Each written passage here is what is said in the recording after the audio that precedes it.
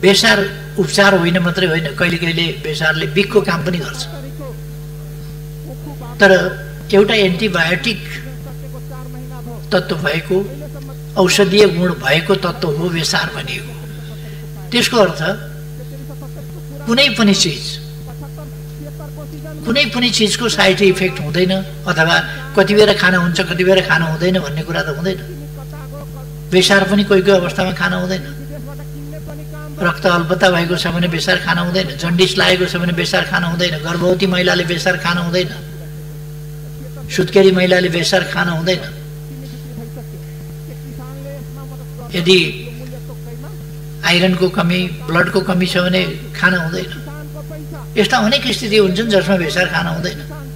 Operation गर्नु छ भनेदेखि 48 घण्टा अगाडिदेखि, त्योभन्दा अझ 72 घण्टा वा त्योभन्दा 2-4 दिन अगाडिदेखि बेसार अपरेसन गर्न जाने मान्छेले खानु हुँदैन, किनभने त्यसले रगतलाई पात ल्याउने काम गर्छ। त्यो पात ल्याउने कामले गर्दाखेरि त्यस्ता स्थितिका मान्छेहरूलाई त्यो हितकर नहुन सक्छ। कुनै पनि चिज जन्मिने बित्तिकै स्तनधारी जीवहरूले खाने खुवाउने भनेको दुध हो। पहिले बच्चालाई सबभन्दा हितकर, सबभन्दा ठिक भनेको त जन्मिने बित्तिकै पशुले पनि मान्छेले पनि बच्चालाई दुधै खुवाउँछ। तर दुध खान नहुने पनि बिमारी लाग्छ। कस्तो अवस्थामा दुध खानु हुन्छ, कस्तो अवस्थामा हुँदैन। जबकि बच्चा 6 महिनासम्म आमाको दुधै खाएर हुर्किन्छ। तर यस्ता रोगहरू हुन्छन् जति बेला डाक्टरले दुध नखाऊ भन्ने सल्लाह दिन्छ। एउटा प्रसङ्गमा भनिएको, डाक्टरले सल्लाह दियो अरू होइन, बच्चालाई आमाको दुध खुवाऊ भनेर सल्लाह दियो। दुध हितकर हुन्छ, दुधमा सम्पूर्ण पौष्टिक तत्त्वहरू हुन्छन्, त्यसकारण बच्चालाई दुध खुवाउन डाक्टरले सल्लाह दियो भने अर्काले जहिले पनि दुध ठिक हुन्छ, जहिले पनि दुध खानु उपयुक्त हुन्छ भनेर न्यु खोज्ने कुरा होइन। कहिले कहिले नहुन सक्छ, त्यही पनि पोइजनस भइदिन सक्छ। कस्तो अवस्थामा खाना हुन्छ, कस्तो अवस्थामा हुँदैन। ठिक ढङ्गले भनिएका कुराहरूलाई पनि नकारात्मक ढङ्गले लिने र त्यसका वास्तविक अर्थलाई नसमाउन खोज्ने र त्यसलाई उडाउन खोज्ने खालको प्रवृत्ति नेपालमा यो एउटा कस्तो प्रवृत्ति भन्ने, त्यसलाई जान्न नखोज्ने, नजाने पनि त्यसलाई उडाउन खोज्ने, त्यस्ता कुराहरू पनि देखिए।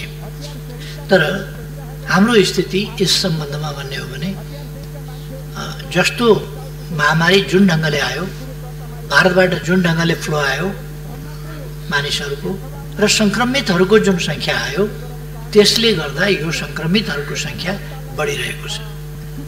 अहिले पनि लगातार बढ्दो सङ्ख्या 500 भन्दा बढी प्रतिदिनमा पुगेको छ हिजोसम्मको स्थितिमा। त त्यस स्थितिमा पुग्नुका पछाडि यो समुदायमा सङ्क्रमित भएर गएको होइन, बाहिरबाट सङ्क्रमित भएर आएकाको सङ्ख्या नै हो भन्ने कुरा बुझ्नुपर्छ। बाहिरै सङ्क्रमित हुन नदिने क्षमता सरकारले जादु गर्ने हो र? भारतमै हुँदाखेरि सङ्क्रमित हुन नपाउने, हामी कुनै जोगी धामी झाँक्री त होइन जसले आकाश बाँधौँ पताल बाँधौँ यो गरौँ भनेर खरानी छर्छ र बाँच्छ। त्यसरी त हामी भारतमा भएका नेपालीलाई पनि बाँधौँ, के अरे कोभिड-19 लाग्न नपाउने गरी बाँधौँ भनेर हामीले भने जस्तो त्यसरी त बाँध्न त सक्दैनौँ। उहीबाट सङ्क्रमित भएर आएकाको सङ्ख्या ठुलो भइरहेको छ, त्यो हामीले सबैले देख्न पर्छ भन्ने मलाई लाग्छ।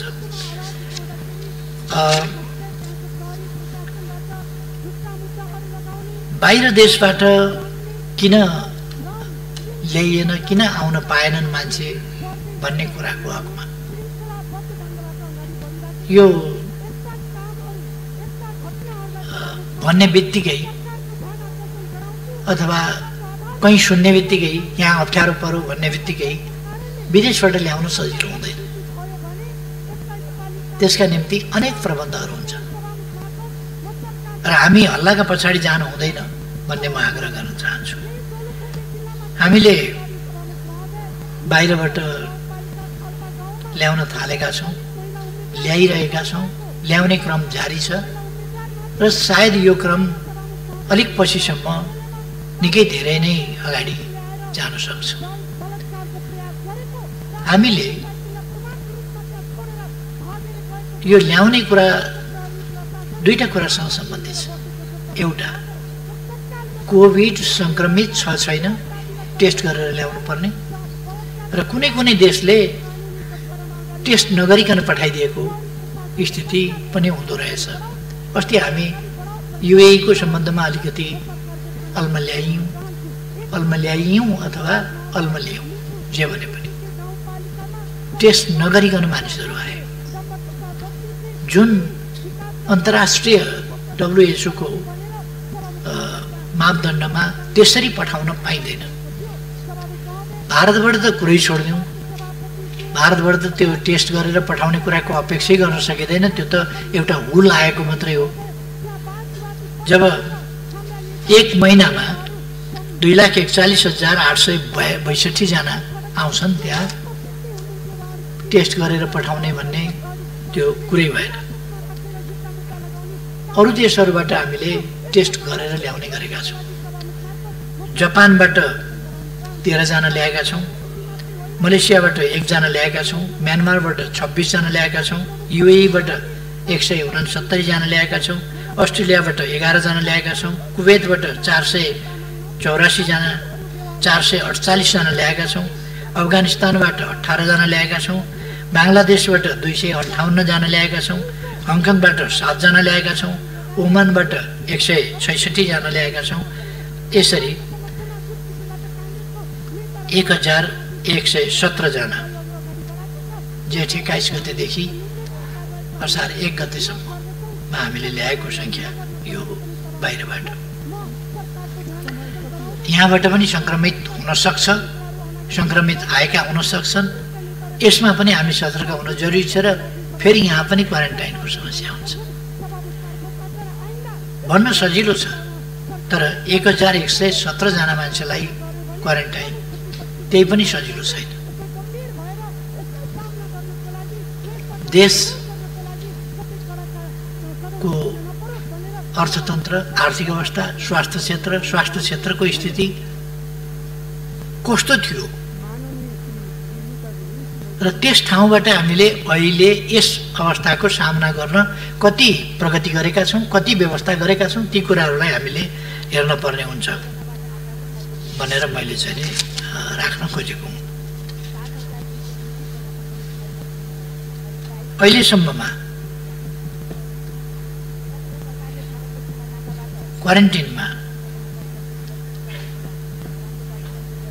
1,08,336 जना, हिजोसम्म क्वारेन्टाइनमा रहेका व्यक्तिहरूको सङ्ख्या 1,08,336 जना रहेको छ। आइसोलेसनमा रहेकाहरूको सङ्ख्या 4,822 जना रहेको छ र त्यसै गरेर अस्पतालमा रहेकाहरूको सङ्ख्या 6,760 जना रहेको छ जो कोभिड-19बाट सङ्क्रमित छन्। हिजो 4:45 जाँदासम्मको यो रेकर्ड। प्रादेशिक हिसाबले सबभन्दा बढी क्वारेन्टिनमा 43,865 जना सुदूरपश्चिममा रहेका छन्। यो फोरकास्ट मैले सम्भवतः यसभन्दा अघिल्लो पल्ट बोल्दा पनि सुदूरपश्चिम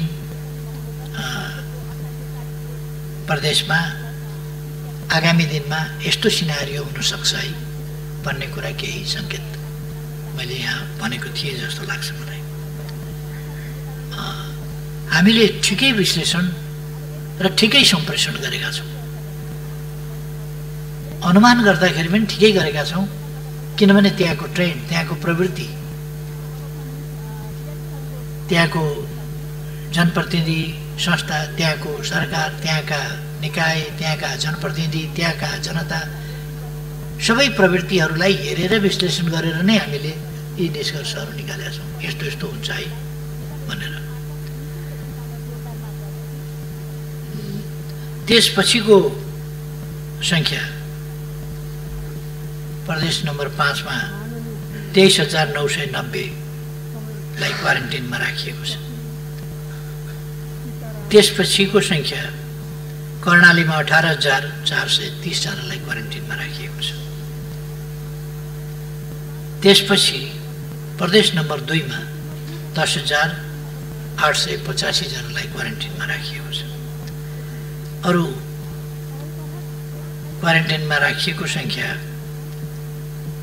गण्डकीमा 5,929 जनालाई राखिएको छ गण्डकी प्रदेशमा। प्रदेश नम्बर 1 मा 3,242लाई राखिएको छ र बागमतीमा 1,995लाई राखिएको छ। सबभन्दा कम सङ्ख्या सायद यही बागमतीको रहेको छ। आइसोलेसनमा प्रदेश नम्बर 1 मा 149, 2 मा 1266, बागमतीमा 172, गण्डकीमा 225, 5 नम्बरमा 1,009, कर्णालीमा 728 र सुपमा 1273 जनालाई आइसोलेसनमा राखिएको छ। अस्पतालमा प्रदेश नम्बर 1 मा 432, 2 मा 2511, बागमतीमा 195, गण्डकीमा 262, 5 नम्बर प्रदेशमा 1930, कर्णालीमा 1078 र सुपमा 352 जनालाई अस्पतालमा राखिएको छ। कुल सङ्ख्या अघि नै मैले भने कुल सङ्ख्या क्वारेन्टिनमा 1,08,336, आइसोलेसनमा 4,822 र अस्पतालमा 6,760 जना रहेको छ। यतिको हेरविचार भइरहेको छ, परीक्षण भइरहेको छ, खानपिन भइरहेको छ, बसोबास भइरहेको छ, उपचार भइरहेको छ। र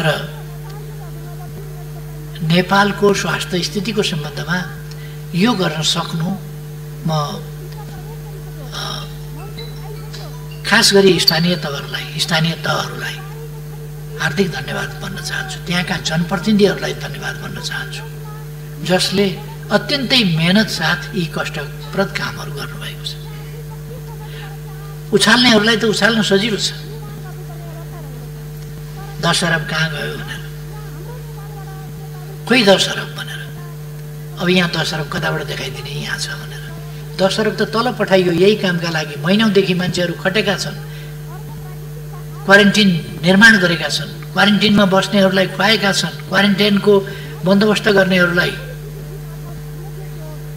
उनीहरूले पनि खानु पर्ला, ती प्रबन्धहरू गर्नु पर्ला। अनि जनप्रतिनिधिहरूले पैसा खाए भन्दिन सजिलो छ। बहुतै दुःखका साथ, कष्टका साथ जनप्रतिनिधिहरू काम गरिरहेका छन्। त्यसमा गुण मान्नु त्यो छैन। अनि गुण मान्नको सट्टा, त्यसको प्रशंसा गर्नको सट्टा, त्यसको कदर गर्नको सट्टा अपमान गर्नु, सन्देह पैदा गर्नु, हतोत्साहित गर्नु किञ्चित उपयुक्त हुँदैन। म सबैलाई आग्रह गर्न चाहन्छु, 10 अरब भन्दा केही, 10 अरब भन्ने हल्ला चल्यो, 10 अरब भन्दा केही विभिन्न निकायमा खर्चका लागि पठाइएको छ। त्यसको पनि कान्तिपुर, शान्तिपुर आदिमा त्यसको हिसाब किताब पनि आइसकेको छ मोटामोटी। त्यसको मसिनो गरी हिसाब किताब आलेप मलेप भन्ने हुन्छ, आन्तरिक लेखा परीक्षण, महालेखा परीक्षण, यी सबै हुन्छन् र ती कुरा गरिमामय संसदमा वार्षिक प्रतिवेदनको रूपमा आउँछ। रुजु, बेरुजु, नियमितता, अनियमितता, यी सबै कुराहरू आउँछन्। हरेक व्यक्तिलाई हरेक दिनका खर्च, देशभरि भएका खर्च, मान्छे काममा लागेका छन्, यहाँ कसैलाई चाहिँ खर्चको हिसाब चाहिएको छ। काममा ध्यान छैन, कामप्रतिको प्रशंसा छैन, परिस्थितिको गम्भीरता छैन, हिसाब किताब दैनिक चाहिएको छ। खोइ पैसा भनेर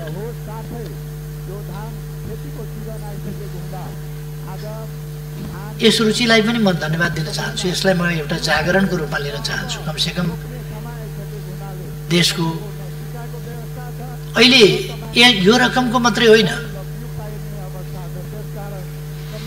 जुन 14 खरबभन्दा बढीको बजेट प्रस्तुत गरिएको छ, त्यो सम्पूर्ण बजेटको एक एक पैसाको हिसाब किताब आन्तरिक लेखा परीक्षण र महालेखा परीक्षण, महालेखा परीक्षकको वार्षिक प्रतिवेदन मार्फत सदनमा आउँछ। यसमा कतै अनियमितता भयो भने त्यसका पछाडि विभिन्न निकायहरू छन् त्यसको रेखदेख गर्ने, त्यसै कामलाई निहालेर हेर्ने, नियमितता अनियमितता के भइरहेको छ भनेर नै छानबिन गर्ने, अनुगमन गर्ने, हेर्ने निकायहरू छन्। तिनले काम गरिराखेका छन्। त्यसकारण यस्तो ठान्न भएन कि म बाहेक अरू सबै भ्रष्ट छन् भन्ने ठान्न भएन। अर्को यस्तो ठान्न भएन कि यस देशमा भ्रष्ट बाहेक कोही जन्मिँदैन, भ्रष्ट बाहेक कोही छँदै छैन।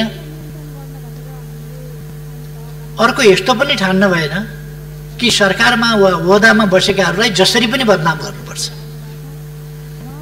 जसरी पनि चरित्र हत्या गर्नुपर्छ भन्ने त्यो नियत पनि राख्नु भएन। सबै कुराहरू पारदर्शी छन्, पारदर्शी हुन्छन्। र मैले अगाडिदेखि भनेको छु, म भ्रष्टाचार गर्दिनँ, गर्न पनि दिन्न, कसैलाई भ्रष्टाचार गर्न दिँदैन। यदि कोही भ्रष्टाचार भएको पाइन्छ भने हरेक कुराको शङ्का लागेर होइन, शङ्का नलागेर पनि छानबिन हुन्छ, शङ्का नलागेर पनि हिसाब किताब चुस्त दुरुस्त राख्नुपर्छ, शङ्का नलागे पनि हिसाब किताब चुस्त दुरुस्तै देखिनुपर्छ, शङ्का नलागे पनि हिसाब किताब माग गरिन्छ, हिसाब किताब हेरिन्छ, हिसाब किताब हेर्ने निकाय छन् र तिनीहरूले हेर्छन्। मैले मान्छेहरूका अभिव्यक्तिहरू सुन्छु, भाषण गरेको सुन्छु। हिजो मात्रै पनि म भाषण गरेको हेरिराखेका थिएँ। त्यो भाषण गरेको सुन्दाखेरि अचम्म लाग्यो। आन्तरिक लेखा परीक्षण, महालेखा परीक्षक आदि इत्यादि छानबिन हुन्छ, हिसाब किताब हुन्छ, त्यो जाँच हुन्छ। यस्तो हिसाब किताब मिलाएर खान कसलाई आउँदैन? त्यो त हामीलाई पनि आउँछ। अनि गर्नु के त उहाँलाई पनि आउँछ भने भनेको के? अनि जाँच्ने कसले त? जाँच्ने निकायले नजाँच्ने कसले जाँच्ने त? कि नेपाली जनता सबै क्वारेन्टाइनमा जाउँ जाँच गर्न, त्यहाँ भ्रष्टाचार भयो कि भएन भनेर हेर्न सबै जाने? त्यस्तो त हुँदैन। त्यस कारण यो अनावश्यक ढङ्गले यस्ता विषयहरू, सामान किन किनिएन, छिटो बाटोबाट किन किनिएन, बिमारी मर्न आँट्यो, बिमारी मरिसकेपछि अनि औषधि ल्याउने, छिटो किन्नु पर्यो नि छिटो बाटोबाट यस्तो बेलामा। अनि छिटो बाटोबाट किनेपछि खोइ टेन्डरको प्रक्रिया पुर्याएको, मिलीभगत गरेर खाइयो यहाँ। फेरि अर्को कुरा, कसै गरे पनि त नहुने, यस्तो खालको कुरा हुन भएन। यति बेला छोटो प्रक्रियाबाटै खरिद गरिन्छ, छोटो प्रक्रियाबाटै खरिद गर्ने हो। कतिपय व्यापारीहरू आन्तरिक प्रतिस्पर्धामा आउँछन्, त्यो प्रतिस्पर्धाबाट गरिने हो। प्रतिस्पर्धा गर्न नभ्याएदेखि अधिकार प्राप्त अधिकारीले बजार मूल्य के छ ती सबै हेरेर छोटो प्रक्रियाबाट खरिद गर्न सक्दछ। आवश्यकता औचित्य हेरेर यो विशेष परिस्थितिमा विशेष ढङ्गले गर्न सक्दछ। यदि त्यस्तोमा त्यस नाममा अनियमितता गर्यो भने यस्तो नोभल कोरोना भाइरसबाट आक्रान्त भएर दुनियाँ पीडित भएका बेला, देश पीडित भएका बेला, मानव जाति माथिको यस्तो अस्तित्व आएका बेला पनि कसैले भ्रष्टाचार गर्छ, भ्रष्टाचारमा लिप्त हुन्छ। देश र जनताको हित हेर्ने होइन, यस्ता बेला आफ्नो हित हेर्छ। राष्ट्रको बजेट मारेर देश र जनताप्रति बेइमानी गरेर आफू कमाउने धन्दामा लाग्छ भने त्यस्तालाई कडाभन्दा कडा कानुन गरिन्छ, सजाय गरिन्छ। म त्यो स्पष्ट पार्न चाहन्छु। अब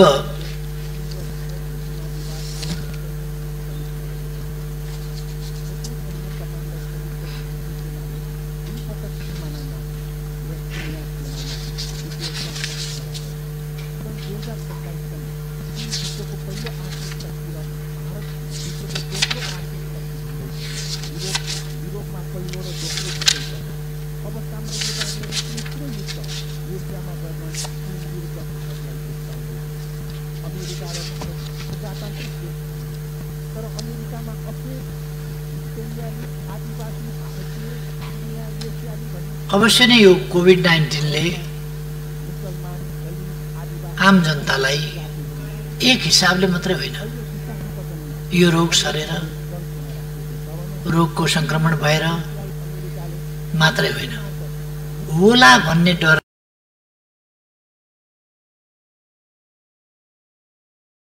पनि त्रसित बनाएको छ, आतंकित बनाएको छ। त्यसै कारण हामी सोशल डिस्टेन्सिङका कुरा गर्छौं, त्यसै कारण हामी लकडाउनका कुरा गर्छौं, त्यसै कारण हामी मास्कको कुरा गर्छौं, त्यसै कारण हामी ग्लोभका कुरा गर्छौं, त्यसै कारण हामी कसरी बस्ने, कसरी हिँड्ने, के खाने, के नखाने लगायतका कुराहरू गर्छौं। यसले एउटा मानसिक सन्तास पनि पैदा गरेको छ। मानसिक सन्तास मात्रै पैदा गरेर छोडेको छैन, यसले मानिसको रोजगारी, व्यवसाय, आम्दानी हरेक कुरामा प्रतिकूल असर पारेको छ। जनता यसबाट परोक्ष प्रत्यक्ष अनेक हिसाबले पीडित छ। यो पीडा सरकारले देखेको छ, सरकारले बुझेको छ र अहिलेको सरकारको प्रधानमन्त्रीले सहर पनि देखाएको छ, गाउँ पनि देखाएको छ, दुर्गम पनि देखाएको छ, सुगम पनि देखाएको छ। यो प्रधानमन्त्री आर्थिक हिसाबले कठिनाइका अवस्थाहरू झेलेर आएको छ, शारीरिक हिसाबले कठिनाइका अवस्थाहरू झेलेर आएको छ, अनेक अवस्थाहरू यसले अत्यन्त प्रतिकूल अवस्थाहरू झेलेर आएको छ र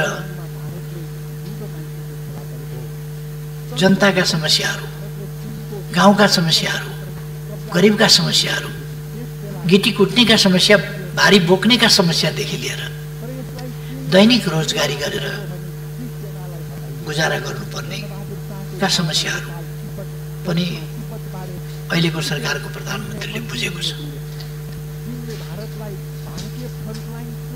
त्यसकारण यत्तिकै यस सरकारले यो कोभिड-19 आउन भन्दा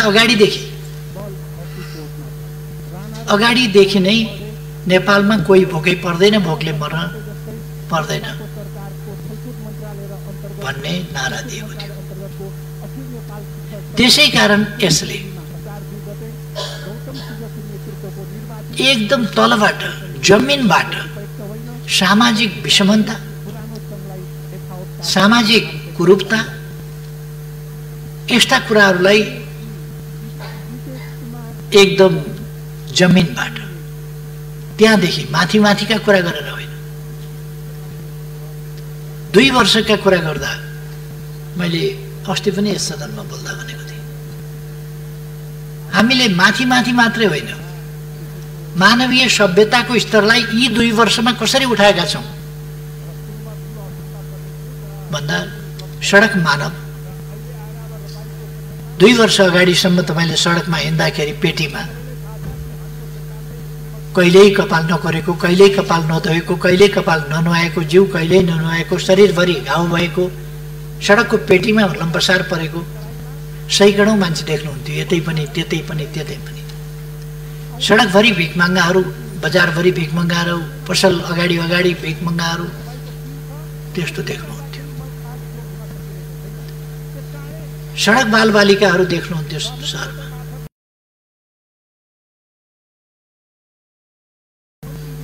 प्लास्टिक टिपिरहेका, कुकुरसँग झगडा गरिरहेका, कुकुरसँग मिलेर बोरामा एउटै बोरामा सुतिरहेका बालबालिका देख्नुहुन्थ्यो।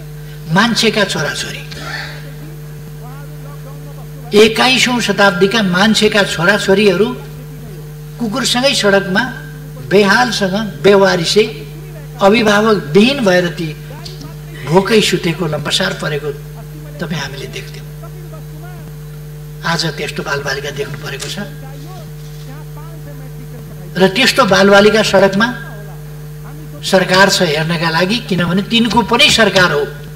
मैले प्रधानमन्त्री हुने बित्तिकै घोषणा गरेको थिएँ, यो जनताको सरकार हो, त्यसकारण कोही भोकै पर्दैन, कोही भोकले मर्दैन।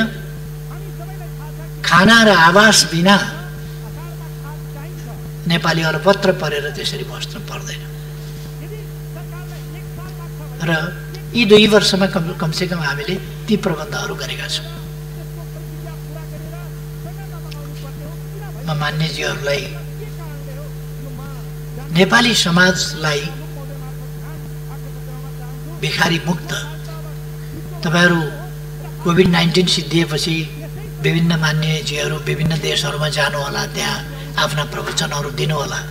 तपाईहरू भन्न सक्नुहुनेछ नेपाल एउटा यो सडक बालबालिका नभएको, त्यसबाट मुक्त भएको देश हो, भिखारी मुक्त देश हो। नेपालमा बाँच्नका लागि कसैले हात थापेर, टोकरी थापेर, एउटा पात्र थापेर भिखमङ्गा भएर गिडगिडाउनु पर्दैन कसैका लागि। कुनै महिलाले एउटा बच्चा बोकेर बाबुजी भोक लगाए भन्नु पर्दैन, कुछ खाने के लिए दीजिए भन्नु पर्दैन। यो अवस्था नेपालमा छैन। यो बेगर फ्री देश हो, सडक मानव रहित देश हो नेपाल, भन्न सक्नुहुन्छ। पहिलेको भन्दा हामीले जनस्तरबाट कसरी परिवर्तन ल्याएका छौँ त्यो कुरा देख्न सक्नुहुन्छ। अहिले केही समस्याहरू छन् जो यस्तो समस्याहरू छन्, आम समस्याहरू छन् जसलाई हामीले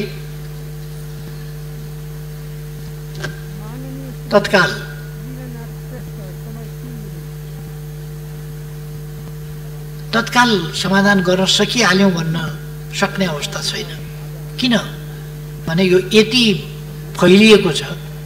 अहिले को रोजगार विहीन भयो त्यसको आँकडा हरेक दिन त सरकारले पाइहाल्न सक्दैन। को बेरोजगार भयो, महामारी छ कोभिडको, लकडाउन हामीले केही खुकुलो गरेका छौँ। अहिले जनजीवन सहज होस् भनेर यसको स्वास्थ्य सम्बन्धी प्रभाव, शारीरिक स्वास्थ्य सम्बन्धी, मानसिक स्वास्थ्य सम्बन्धी, यसको सामाजिक जीवनमा, जनजीवनमा पर्ने प्रभाव, यसको आर्थिक जीवनमा पर्ने प्रभाव, यसले गर्दा पारिवारिक, यसले गर्दा छरछिमेक सम्बन्धमा पर्ने प्रभाव, अनेक प्रकारका प्रभावहरू छन्। यसको सकारात्मक योगदान हुन सक्ने कुरा भएन। यसबाट नकारात्मक हिसाबले शिक्षा लिएर हामी आत्मनिर्भर हुनुपर्ने रहेछ भन्ने कुरा शिक्षा लिन सक्छौँ। हामी विदेशतिर दौड्ने भन्दा हाम्रा खेतबारीहरू हराभरा बनाएर आम्दानी गर्न सकिन्छ, त्यतापट्टि लाग्नुपर्ने रहेछ। अन्त गयो भने भन्या बेला आउन नपाइने, अलपत्र परिने सम्भावना हुने रहेछ। त्यसकारण अन्त जाने प्रवृत्ति भन्दा पनि ज्ञान आर्जन गर्न, धन आर्जन गर्न केही समयका लागि बाहिर जानु एउटा कुरा हुन्छ, तर राम्रो धन आर्जन गर्न पो जाने त खालि अरूको देशको सेवा गर्न, अरूको देशको विकासका लागि हामी जाने होइन। यस सम्बन्धमा हामीले नकारात्मक रूपमा यसको शिक्षा लिन सकौँला, तर यसले केही पनि सकारात्मक योगदान गर्दैन। त्यसकारण हाम्रो जनजीवनमा प्रतिकूल असर पारेकै छ, त्यसलाई हामीले बुझ्नुपर्छ र त्यसको समाधान गर्न सरकार दत्तचित्त भएर लागेको छ। सरकार कुनै खेलबाड गरिरहेको छैन र खेलबाड गर्दैन। एउटा शब्द आजकल चलेको छ, इनाफ भन्ने। सबैलाई कण्ठ भइसकेको शब्द पनि इनाफ। मैले सडकमा पनि प्ले कार्ड हेरेँ, कोभिड-19 इनफ इज इनफ। के अर्थ हुन्छ यसको भनेर मैले खोजी हेरेँ। COVID-19 enough is enough. COVID-19 is more than enough. यो आउनै नहुने, कसरी आयो? आउनै नहुने, निषेध गर्न खोज्यौँ, रोक्न खोज्यौँ, तर पनि आयो। यो इनफ मात्रै होइन, हदभन्दा पनि बढी भयो। चाहिँदै नचाहिएको, आउनै नहुने कुरा आयो। यो त सबैले मानेको छ, इनफ इज इनफ। के हो त्यो? यो सरकारले ल्याएको त होइन।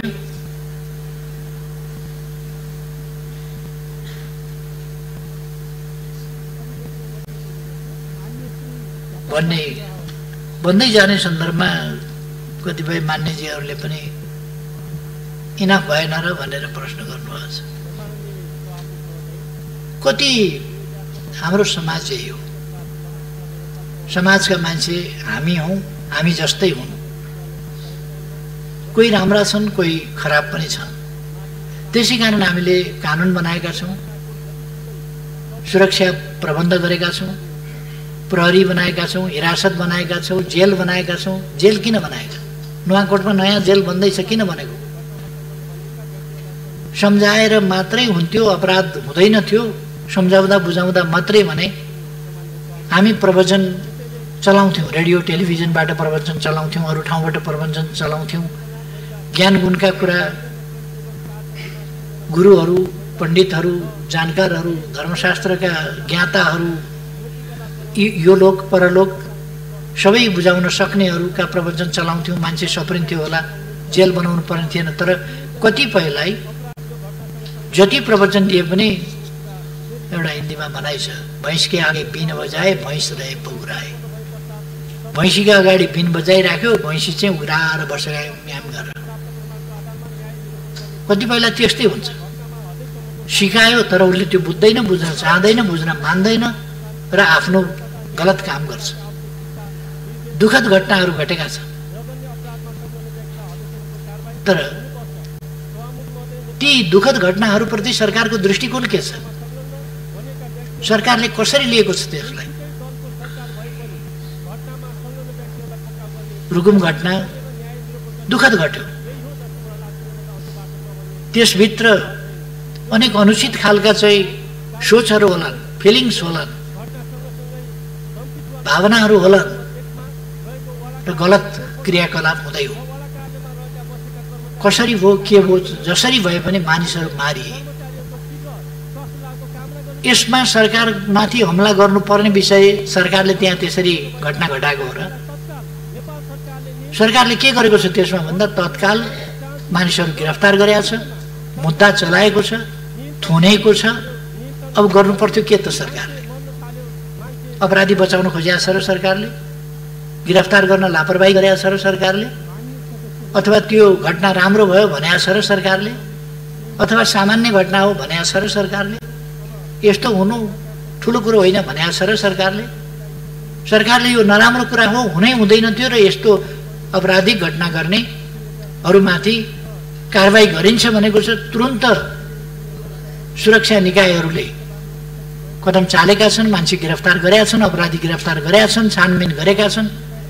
अझ गम्भीरताका साथ संसदले छानबिन समिति बनाएर, संसदीय छानबिन समिति पनि मैदानमा, कहीँ सरकारी तवरबाट मात्रै छानबिन उपयुक्त हुँदैन कि अझ संसदीय छानबिन पनि उपयुक्त आवश्यक छ कि भन्ने भएपछि हामीले संसदीय छानबिन समेत गराइरहेका छौँ। अनि यसमा सरकारको आलोचना गर्नुपर्ने ठाउँ कहाँनिर छ? एक ठाउँमा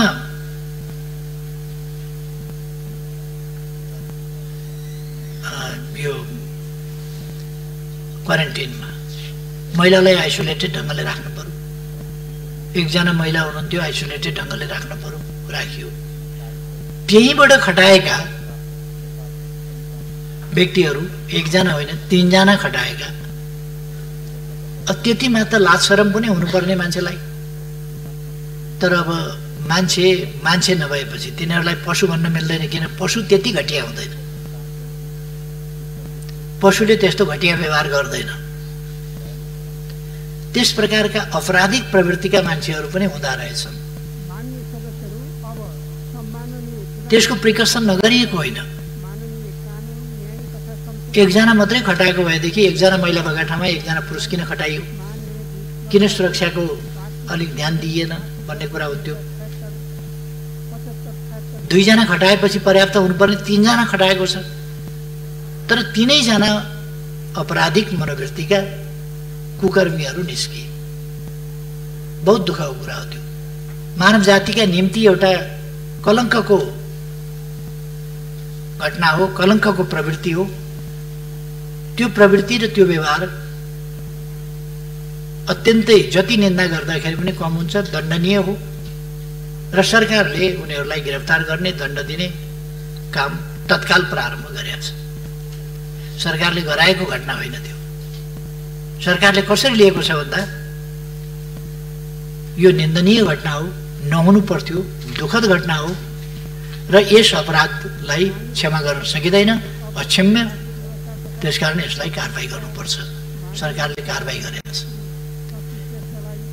यसतर्फ सरकारको ध्यान नगएको होइन। त्यसकारण अब सरकारले गर्नुपर्थ्यो के त थप? गिरफ्तार गर्ने, कारबाही गर्ने बाहेक भन्न सकिन्छ अझ धेरै सुरक्षाकर्मी राख्न पर्थ्यो। हामीसँग सुरक्षाकर्मी कति छन्, कहाँ कहाँ हामीले कति खटाएका छौँ, कत्रो भेल मानिसहरूको आएको छ र कति ठाउँमा सुरक्षाकर्मीको कत्रो कत्रो चाहिँ टुकडी हामीले खटाएका छौँ र त्यो हरेक ठाउँमा पुग्न सक्छ कि सक्दैन, ती कुराहरूलाई पनि हामीले ध्यान दिनुपर्छ। र त्यहाँ गस्ती गर्ने कुराहरू भएको छ, अरू कुराहरू भएको छ, तर त्यस्तो मौका पारेर उनीहरूले चाहिँ अपराध गरे जसप्रति सरकार अत्यन्तै कडा दृष्टिकोणका साथ त्यस निन्दनीय घटनामा संलग्नहरूलाई अझैसम्मको कारबाही गर्छ। यसमा सरकारले कुनै लापरवाही गर्यो भन्ने कुरा होइन, लापरवाही गर्दा पनि गर्दैन र सरकार समाजलाई एउटा सभ्य सुसंस्कृत समाज बनाउन चाहन्छ। नेपाल एउटा सभ्य सुसंस्कृत सभ्यताबाट गुज्रिएर आएको र सांस्कृतिक उन्नति विकास गरेर आएको समाज हो।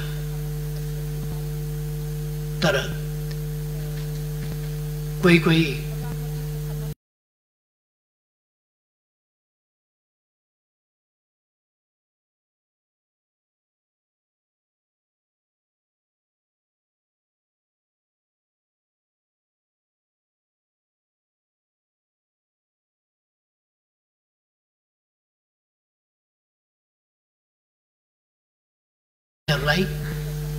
कडा भन्दा कडा कारबाही गर्नुपर्छ अपराध हेरिकन।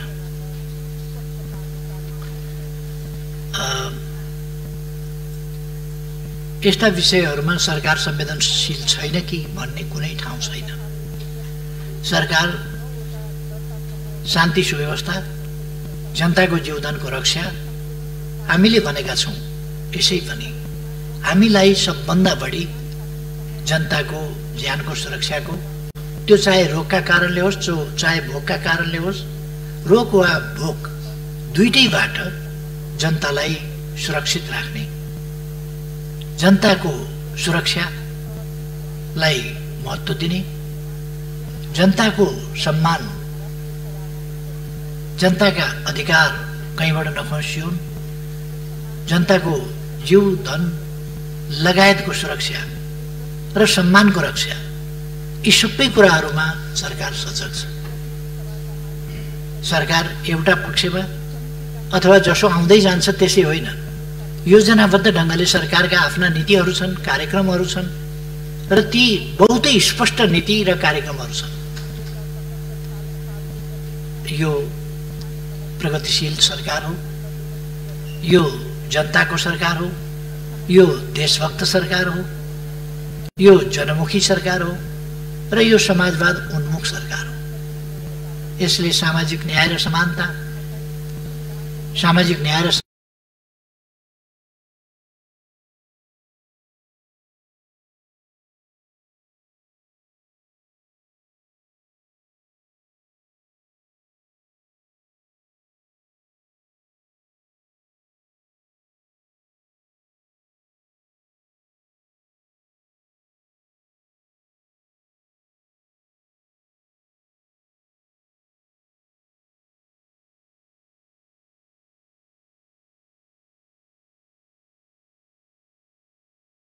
पनि गरिसकेको छु, अब अहिले दोहोऱ्याउन र समय लिन चाहन्न।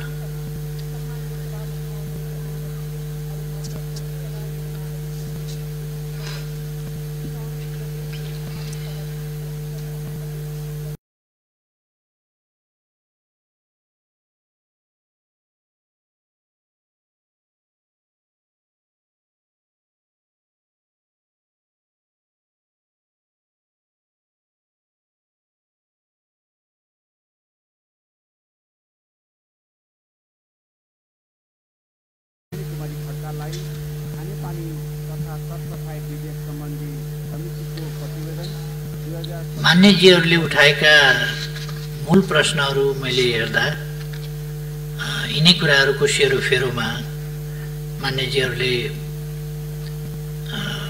प्रश्न उठाउनु भएको छ।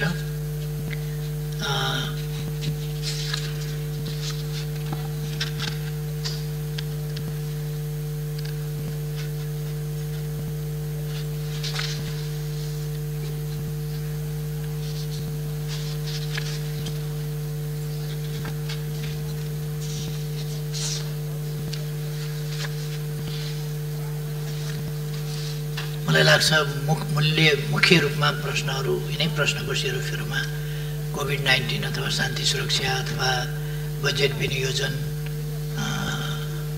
जस्ता कुराहरू अथवा टेस्टका कुराहरू अथवा क्वारेन्टिनका कुराहरू यिनै कुराहरूको सेरोफेरोमा मान्यजीहरूका प्रश्नहरू छलफलका क्रममा आएका थिए, जिज्ञासाहरू पनि आएका थिए। र म अर्को कुरा अलिकति यस सन्दर्भमा भन्न चाहन्छु। आज केही बेर अगाडि मात्रै यस गरिमामय सदनले जसरी हामीले आफ्नो अतिक्रमित भूमि समेतलाई समेटेर नक्सा नेपाल सरकारले प्रकाशित गरेको थियो, नयाँ नक्सा, त्यसअनुसार हामीले हाम्रो प्रतीक चिन्हमा अथवा हाम्रो निशान छापमा संशोधन गर्न जरुरी थियो। संविधानको अनुसूची 3 संशोधन गर्न जरुरी थियो। यसमा प्रतिनिधि सभामा पनि व्यापक राष्ट्रिय सहमति देखा परेको थियो र विपक्षमा आवाज पनि आएन, विपक्षमा मतदान पनि भएन। राष्ट्रिय सभाबाट त्यस्तै जुन सोलिडारिटी देखिएको छ, ऐक्यबद्धता देखिएको छ, राष्ट्र एक भएको छ र राष्ट्र एउटा नयाँ उचाइ, नयाँ उपलब्धि इतिहासमा कि यस ढङ्गले सर्वसम्मत बनेको छ, एक ठाउँमा राष्ट्र उभिएको छ। देशलाई परेका बेला नेपाल एक ठाउँमा उभिन्छ, नेपालीहरू एक ठाउँमा उभिन्छ, राष्ट्रिय एकता कायम गर्छ। नेपालमाथि कसैले कुनै प्रकारको अन्याय गर्न खोज्यो भने त्यो सम्भव छैन। नेपालीहरूलाई विभाजित गर्न खोज्यो भने त्यो पनि सम्भव छैन। अरू साधारण कुराहरूमा, खुद्रा मसिना कुराहरूमा नेपालीहरू भिन्न भिन्न राय अभिमत जाहेर गर्लान्, तर राष्ट्रिय महत्त्वका विषयहरूमा राष्ट्रिय एकता प्रदर्शन गर्दछन् भन्ने जुन अभूतपूर्व एकता देखाएको छ, त्यसमा यस सदनले केही समय अगाडि गरेको निर्णयका लागि म सबै मान्य सदस्यहरू, सम्माननीय अध्यक्षज्यू लगायत सबै यस सभाका सदस्यहरू समेत हार्दिक धन्यवाद भन्न चाहन्छु। धेरै धेरै धन्यवाद छ साथीहरूलाई। अब यदि अहिले अझै पनि केही कुराहरू स्पष्ट रहेनन् भन्ने लाग्यो भने अथवा केही कुराहरूमा थप स्पष्टता आवश्यक छ भन्ने लाग्यो भने त्यस सम्बन्धमा स्पष्ट मैले पार्ने नै छु। मैले प्रतिनिधि सभामा यस सम्बन्धमा बोलेका कुराहरू पनि मान्यजीहरूले सुन्नै भएको छ, त्यसकारण यहाँ मैले अरू थप भनिरहनु पर्ला जस्तो लाग्दैन। र अवश्य नै मान्यजीहरू स्पष्ट भएको हुनुपर्छ। यदि थप केही छ भने त्यो पनि म सुन्न र स्पष्ट पार्न तयारै छु। धन्यवाद। माननीय सदस्यहरू, सम्माननीय प्रधानमन्त्री केपी शर्मा ओलीले दिनुभएको जवाफका सम्बन्धमा स्पष्टीकरण माग गर्न चाहनुहुने माननीय सदस्यहरूलाई समय उपलब्ध गराउँछु। विनियोजन विधेयक अन्तर्गत सम्बन्धित मन्त्रालयको विनियोजन शीर्षकहरूमाथिको छलफलमा भाग लिनुभएका माननीय सदस्यहरूले मात्र स्पष्टीकरण माग गर्न पाउनुहुने बेहोरा जानकारी गराउँछु। स्पष्टीकरण माग गर्न चाहनुहुने प्रत्येक माननीय सदस्यलाई 1 मिनेटको समय निर्धारण गरेको छु। माननीय प्रमिला कुमारी।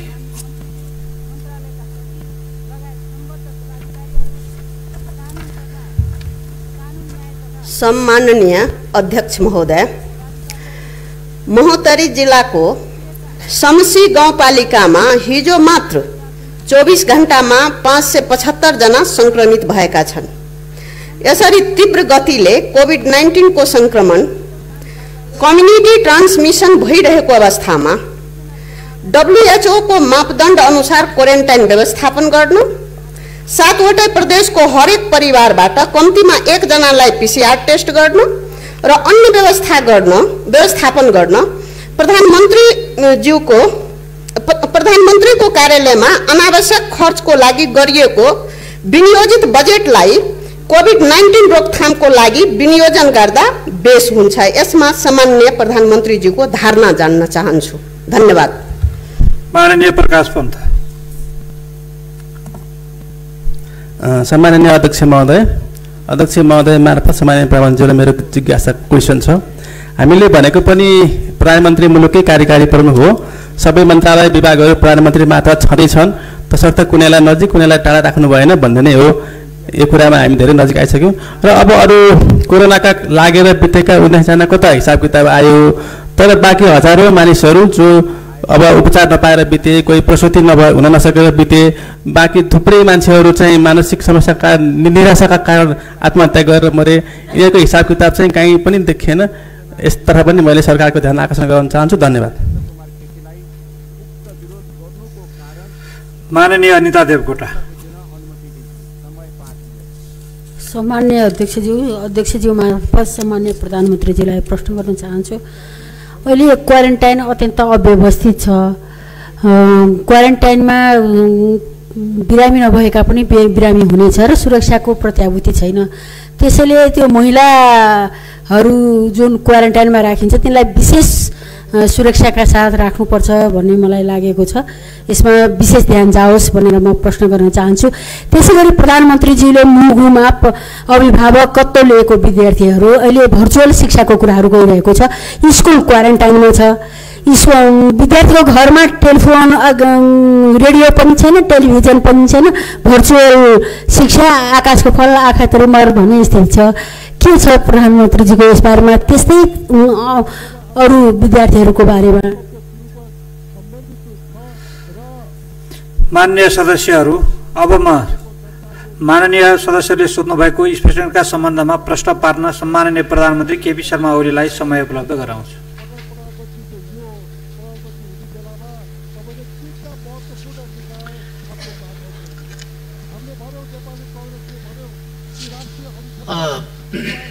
सम्माननीय अध्यक्ष महोदय, महोत्तरीको घटना भन्नुभयो क्या 575 जना हिजो मात्रै संक्रमित भयो भनेर। संक्रमित हिजो मात्रै भएका होइन, संक्रमित फेला परेका हिजो त्यो त्यहाँ मात्रै फेला परेको सङ्ख्या यो हिजो होइन। यो महोत्तरीको सङ्ख्या हुनसक्छ, तर हिजो मात्रैको त देशभरिका क्वारेन्टाइनहरू वा अन्यत्रबाट गरिएका परीक्षणमा 500 लगभगको सङ्ख्या हिजो मात्रैको सङ्ख्या चाहिँ त्यहाँको मात्रै त्यो हुन सक्दैन। परीक्षणबाट प्राप्त भएको रिजल्ट पनि। तर जे होस् सङ्ख्या बढिरहेको छ र त्यसलाई नियन्त्रण गर्न सरकारले गम्भीरताका साथ ध्यान दिइरहेको छ, दिन्छ नै। र प्रदेश नम्बर 2 का महोत्तरी वा रौतहट जस्ता जिल्लाहरूमा थप PCR मेसिन पठाउनु पर्ने, स्वाब टेस्ट गर्नुपर्ने, परीक्षण गर्नुपर्ने र क्वारेन्टाइनको उचित प्रबन्ध गर्नुपर्ने आवश्यकता त्यहाँ मात्रै होइन, विभिन्न ठाउँमा छ। क्वारेन्टाइनको WHO को के अरे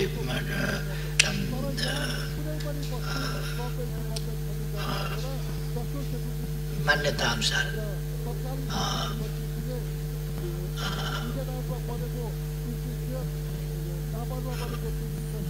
त्यस अनुसार हुन नसकेको कुरा मैले अघि नै भने कि यति ठुलो फ्लो आयो मानिसहरूको, जसबाट त्यति क्वारेन्टाइन हामी अनुमान गरौँ कि 2,44,000 मान्छे एक महिनामा आउँछ भने 2,44,000 मान्छे बस्नका लागि क्वारेन्टाइन निर्माण गर्न कति समय लाग्छ?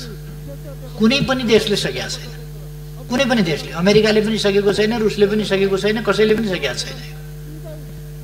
र आइसोलेसनमा राख्दाखेरि पनि उनीहरूले इटली जस्तो देशले पनि सडकमा लगेर राख्नु पर्यो। ICU को सेवा सडकबाट दिन पर्यो। भेन्टिलेटरमा बस्न पर्ने अवस्थामा ल्याउनु, नत्र भने हस्पिटलमा ठाउँ पनि छैन, नल्याउनु बिमारी, आइसोलेसनमा बस्नु भनेर विकसित देशहरूले पनि घर पठाउने स्थिति बन्यो। हामीले अझ त्यस तहमा हात उठाइसकेका छैनौँ। अब भगवानको भरोसा छ, हामीबाट केही पनि हुन सक्दैन भनेर विभिन्न देशका कार्यकारी प्रमुखले भनेको र लाचारी प्रकट गरेको हामीले देखेका छौँ। हामीले त्यस्तो गरेका छैनौँ। हामी नियन्त्रण गर्न सक्छौँ र अहिलेको अवस्थामा त मैले यहाँ आँकडाहरू सुनाएँ। पहिले जुन जेठको महिनामा जुन आँकडाको स्थिति थियो, असारको पनि मैले 1, 2, 3 गतेको सुनाएँ।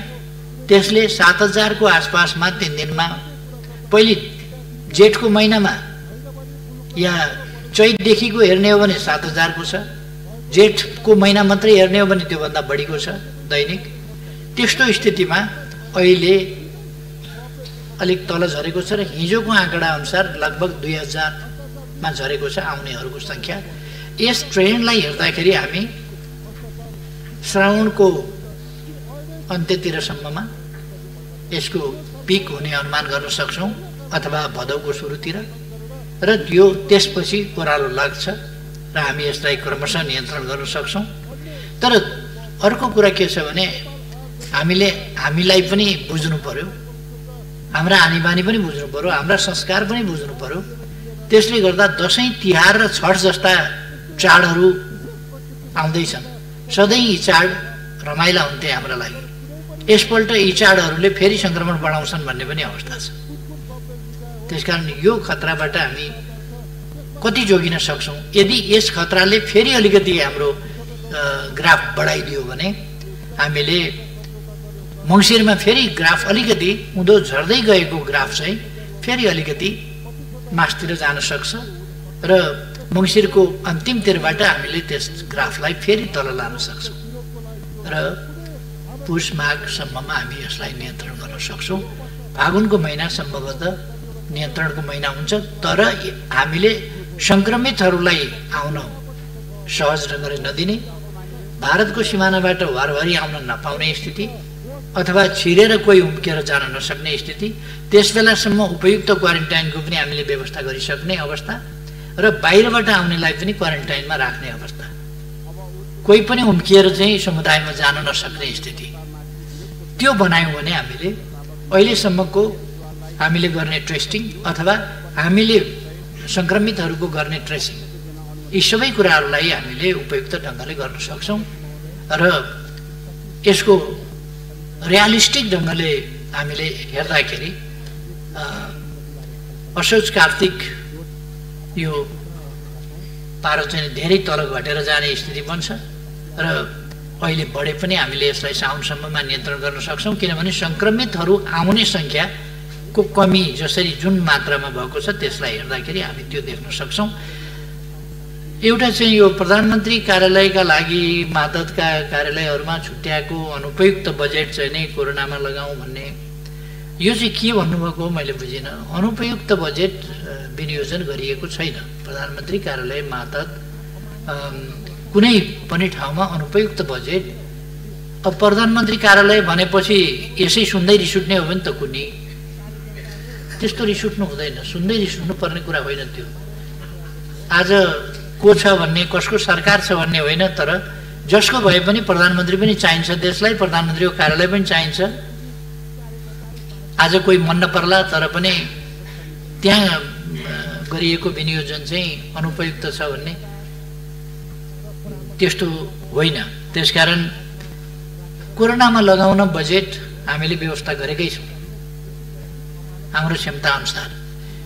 हामीले के बुझ्नुपर्छ भने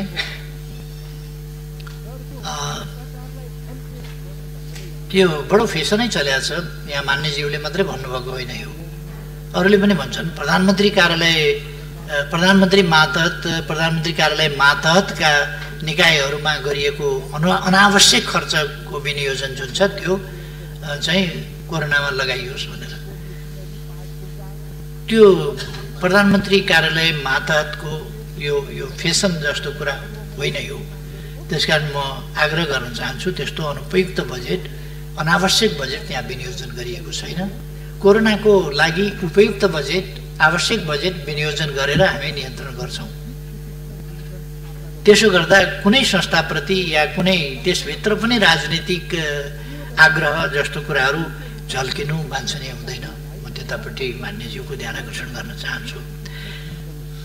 मैले अघि पनि भने कोरोनाले कुनै पनि सकारात्मक योगदान गरेन। अर्को मान्यजीले गर्नुभएको प्रश्न छ कि यसले गरेन नै, र यसले शारीरिक बिरामी मात्रै होइन, मानसिक बिमारी पनि, त्रासको स्थिति पनि, जसले गर्दाखेरि मानिसहरू डिप्रेसनमा जाने। डिप्रेसनको अनेक लक्षणहरू छन् डिप्रेसनका। त्यो लक्षणमध्ये एउटा लक्षण हो मरुमरु लाग्ने। एउटा डिप्रेसनको लक्षण हुन्छ मरुमरु लाग्ने। त्यो डिप्रेसनको लक्षणबाट मानिसहरूले आत्महत्या गर्छन्। सधैँ मान्छेले आत्महत्या गर्न सक्दैन जबसम्म मान्छे डिप्रेसनमा गएको छैन या सधैँ छ, ज्यानको माया लाग्छ। जैविक प्रवृत्ति मध्ये पहिलो प्रवृत्ति हो जीवन रक्षा। पहिलो प्रवृत्ति जैविक प्रवृत्ति नै हो, मानवीय मात्रै होइन। जुनसुकै जीव, जुनसुकै जन्तु, जुनसुकै जनावर, जुनसुकै कीट, जुनसुकै पतंग हरेक बाँच्न खोज्छ। कहिले कहिले हामी उपियाँ देख्छौँ, त्यसलाई यसो औँलाले थिच्न खोज्नुहोस्, तपाईँको औँलो त्यहाँ जाने बित्तिकै छड्केतिर फुत्त उफ्रिन्छ। फेरि अर्को ठाउँ यसो थिच्न खोज्नुहोस्, अर्कोतिर फुत्त उफ्रिन्छ, किनभने त्यो बाँच्नका लागि। मैले खाना खाँदाखेरि कहिले कहिले बाहिर ब्रेकफास्ट गर्दा या खाना खाँदाखेरि बाहिर बरन्डामा खान्छु। बरन्डामा खाएपछि काग मसँग खानेकुराको सम्बन्धमा अलिकति लडाइँ गर्न आउँछ। मलाई पनि भोक लागेको छ, आफै मात्रै एक्लै बसेर खाने, ल्याउ खाना भन्न आउँछ। त्यो मैले खाना दिन्छु, तर ऊ जबसम्म सुरक्षित छु, मसँग जालझेल भएको छैन, धोका भएको छैन भन्ने यकिन हुँदैन, तबसम्म मैले खाना दिएको हुन्छु, खाँदैन। किनभने यसले मलाई कुनै ट्रिक त गरिरहेको छैन, यति नजिकै खाना दिएको छ, कसरी खाने? म खाना समाउन खोज्दाखेरि उसले मलाई समात्यो भने के गर्ने? उसले शङ्का गर्छ, यकिन गर्दैन। अनि उसले विचार गर्छ, यो ज्यान खतरामा राखेर खाना काम छैन, भोक लागे पनि बरु भोकै बस्छु, बाँच्यो भने त भरे अन्त पाइन्छ खानेकुरा खाउँला, यहीँ मरियो भनेदेखि त गइगयो, खाना के खाएर अर्थ के भयो? त्यसकारण बाँच्ने पहिलो कुरा हो भन्छ र खाना मान्दैन। अनि अलिक परतिर साथ दिएपछि अब म सुरक्षित छु भन्छ र अनि खान्छ। सुरक्षा पहिलो कुरा हो। त्यसकारण पछि पछि त्यो विश्वस्त हुँदै हुँदै अहिले चाहिँ नजिक आएर त्यो सँगै मात्र होइन, खोसेर खान खोज्छ। कहिले कहिले उसलाई विश्वास भयो कि यसले मार्दैन, यसले कुनै पासो थाप्दैन, जालझेल गर्दैन भनेपछि त्यो अलिकति टेम्ड भएको छ, अलिकति घरेलुपन त्यसमा आएको छ। तर पनि ऊ पूर्ण यकिन चाहिँ गर्दैन। फेरि पनि हेर्छ, अनुहार हेर्छ, हात हेर्छ, हात चलाइ हेर्छ, उसको खानातिर मुखतिर नै लगाएको छ कि मात्रै ल्याउन खोज्दैछ त्यो हेर्छ। उतिर हात यसो गर्यो भनेदेखि ऊ फुत्त पर सरिहाल्छ। यो जैविक प्रवृत्ति मानिसमा हुन्छ। त्यसकारण मान्छे झन् सचेत हुन्छ, मर्न चाहँदैन, आत्महत्या गर्नै सक्दैन। बाँच्ने प्रवृत्ति मानिसको मात्रै होइन, जैविक हो, जीवमा पनि त्यो हुन्छ भने मान्छे त झन् सचेत, ऊ चाहिँ बाँच्न चाहन्छ, बाँच्न खोज्छ। त्यसकारण जब मान्छेले आत्महत्या गर्छ तब बुझ्नुपर्छ पीडाले मर्यो, के भएर मर्यो, कसो भएर मर्यो भने पनि त्यस पीडाले उसलाई पहिले डिप्रेसनमा लान्छ र डिप्रेस भएपछि मात्रै उसमा मर्ने प्रवृत्ति सुरु हुन्छ र हाबी हुन्छ। जब मर्ने प्रवृत्ति, मरु लाग्ने प्रवृत्ति हाबी हुन्छ तब उसले आत्महत्या गर्छ। त्यसकारण हामीले साइकोलोजिकल ढङ्गले ट्रिट गर्ने, काउन्सिलिङ गर्ने यस्ता बेलामा जरुरी छ। त्यसै कारण हामी भनिरहेका छौँ कि टेरर, मानिसलाई टेरर हुने गरी, टेरराइज हुने गरी होइन, सतर्क हुने गरी कुरा गरौँ। हामी पनि सतर्क बसौँ, आतंकित नबनौँ। कोरोनाबाट सतर्क बसौँ, आतंकित नहौँ। यो खराब हो, यसले मार्न पनि सक्छ, तर त्यसबाट हामी बाँच्न सक्छौँ, सर्न नदिन सक्छौँ सतर्क भयौँ भने। त्यसकारण आतंकित नबनौँ। आतंकले डिप्रेसनमा लान सक्छ। यस्तो कुराहरू थुप्रै भएको छ। डिप्रेसन, अब कोरोनाको कारणले डिप्रेसन भएको हुनसक्छ, अथवा कोरोनाका समयमा भएका अन्य गतिविधि, अन्य क्रियाकलाप, अन्य हिंसाजन्य कुराहरू अथवा अरू प्रकारका मानसिक दबावहरू सिर्जना भएर पनि डिप्रेसनमा गएको हुनसक्छ र आत्महत्या भएको हुनसक्छ। तर त्यो लकडाउनका कारणले होस्, अरू कारणले होस्, कोरोना लाग्ला भन्ने डरले होस्, अथवा लकडाउनको फाइदा लिएर कसैले सबलले दुर्बललाई पीडा दिएको होस्, बाँच्न कठिन बनाएको होस्, मर्यादित जीवन जिउन नदिएको होस्, जेसुकै कारणले भए पनि त्यस्ता कुराहरू हुने गरेका छन् जसप्रति सरकार अत्यन्त संवेदनशील छ। र सामाजिक काउन्सिलिङ गर्ने कुरा, आतंकित नहुने कुरा, समाजलाई सभ्य र मर्यादित ढङ्गले चलाउनुपर्छ। हामी मानव जाति चाहिँ सभ्य हुनुपर्छ, परपीडक होइन, सहयोगी हुनुपर्छ भन्ने असल चेतनाका कुराहरू सम्प्रेषण गर्ने र मानिसलाई कोरोनाबाट पनि त्यही ढङ्गको सजगता दिने, आतंक होइन, त्यस सम्बन्धमा पनि हामीले प्रयास गरेका छौँ। सञ्चार माध्यमहरूलाई पनि हामीले भनेका छौँ कि सञ्चार माध्यमहरूले सचेत बनाउने, त्रसित बनाउने होइन, मान्छेलाई उच्च मनोबलको बनाउने, आतंकित होइन, उच्च मनोबलको, कि हामी सर्नबाट रोक्न सक्छौँ, जोगिन सक्छौँ, सरिहाल्यो भने पनि त्यसलाई पराजित गर्न सक्छौँ। नेपालीमा इम्युन सिस्टम धेरै राम्रो छ भनेर मैले धेरैपल्ट सकारण भनेको छु। सकारण, त्यसका तर्कहरू छन्। कतिपयले इम्युन सिस्टम बुझेका छैनन्। नेपालीहरूमा असाधारण इम्युन सिस्टम छ। एकाध उस्तै कमजोर भएका मान्छे, इम्युन सप्रेस गरेका मान्छे, त्यस्तोहरूलाई मात्रै खतरा हुन सक्छ। नत्र भने साधारणतया भन्ने हो भने नेपालीहरूमा जुन इम्युन सिस्टम छ त्यो लागेर पनि त्यसले लगिहाल्न सक्छ भन्ने कुरा छैन, होइन।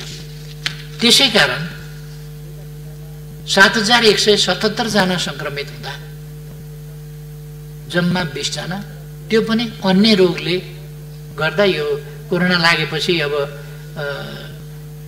WHO को भनाइअनुसार हामीले एउटा त्यो मापदण्डलाई मान्न पर्ने कि त्यो लागेपछि त्यसैको टाउकोमा हालिदिनु पर्ने भएको हुनाले यो 20 को सङ्ख्या भएको।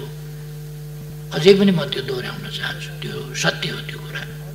र नत्र भने हाम्रो साह्रै सानो सङ्ख्या होला। यति हामीले 1167 जना त निको पारेर घर पठाइसकेका छौँ। अर्थात् यो निको हुँदो रहेछ नि, निको हुन्छ।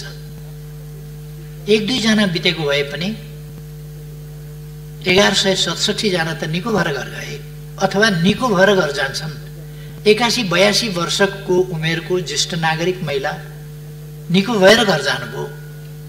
64 वर्षको ब्लड प्रेसर भएका बिरामीहरू, उच्च रक्तचाप भएका बिमारीहरू, दमका बिमारीहरू, अरू विभिन्न बिमारीहरू भएकालाई गाह्रो पर्छ भनेको पनि नेपालमा त्यस्ता बिमारी, खोइ म त दमको बिमारी थिएँ, यस्तो थियो, तर पनि उच्च रक्तचाप पनि थियो, तर पनि मजाले तातो पानी खाने गरे, निको भएर पो आएँ भन्ने बुढाबुढीहरू हामीले भेटिरहेका छौँ।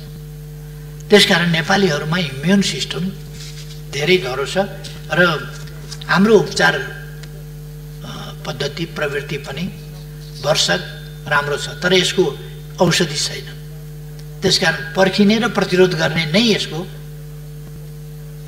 त्यसका निम्ति कसरी प्रतिरोध क्षमता बढाउने त्यस सम्बन्धमा मैले प्रतिनिधि सभामा पनि, सायद राष्ट्रिय सभामा पनि अगाडि पनि मैले बोले होला, कसरी इम्युन सिस्टम चाहिँ दह्रो हुन्छ, दह्रो बनाउन सकिन्छ भन्ने कुराहरू 5वटा टिप्सको बारेमा मैले कुरा गरेँ होला।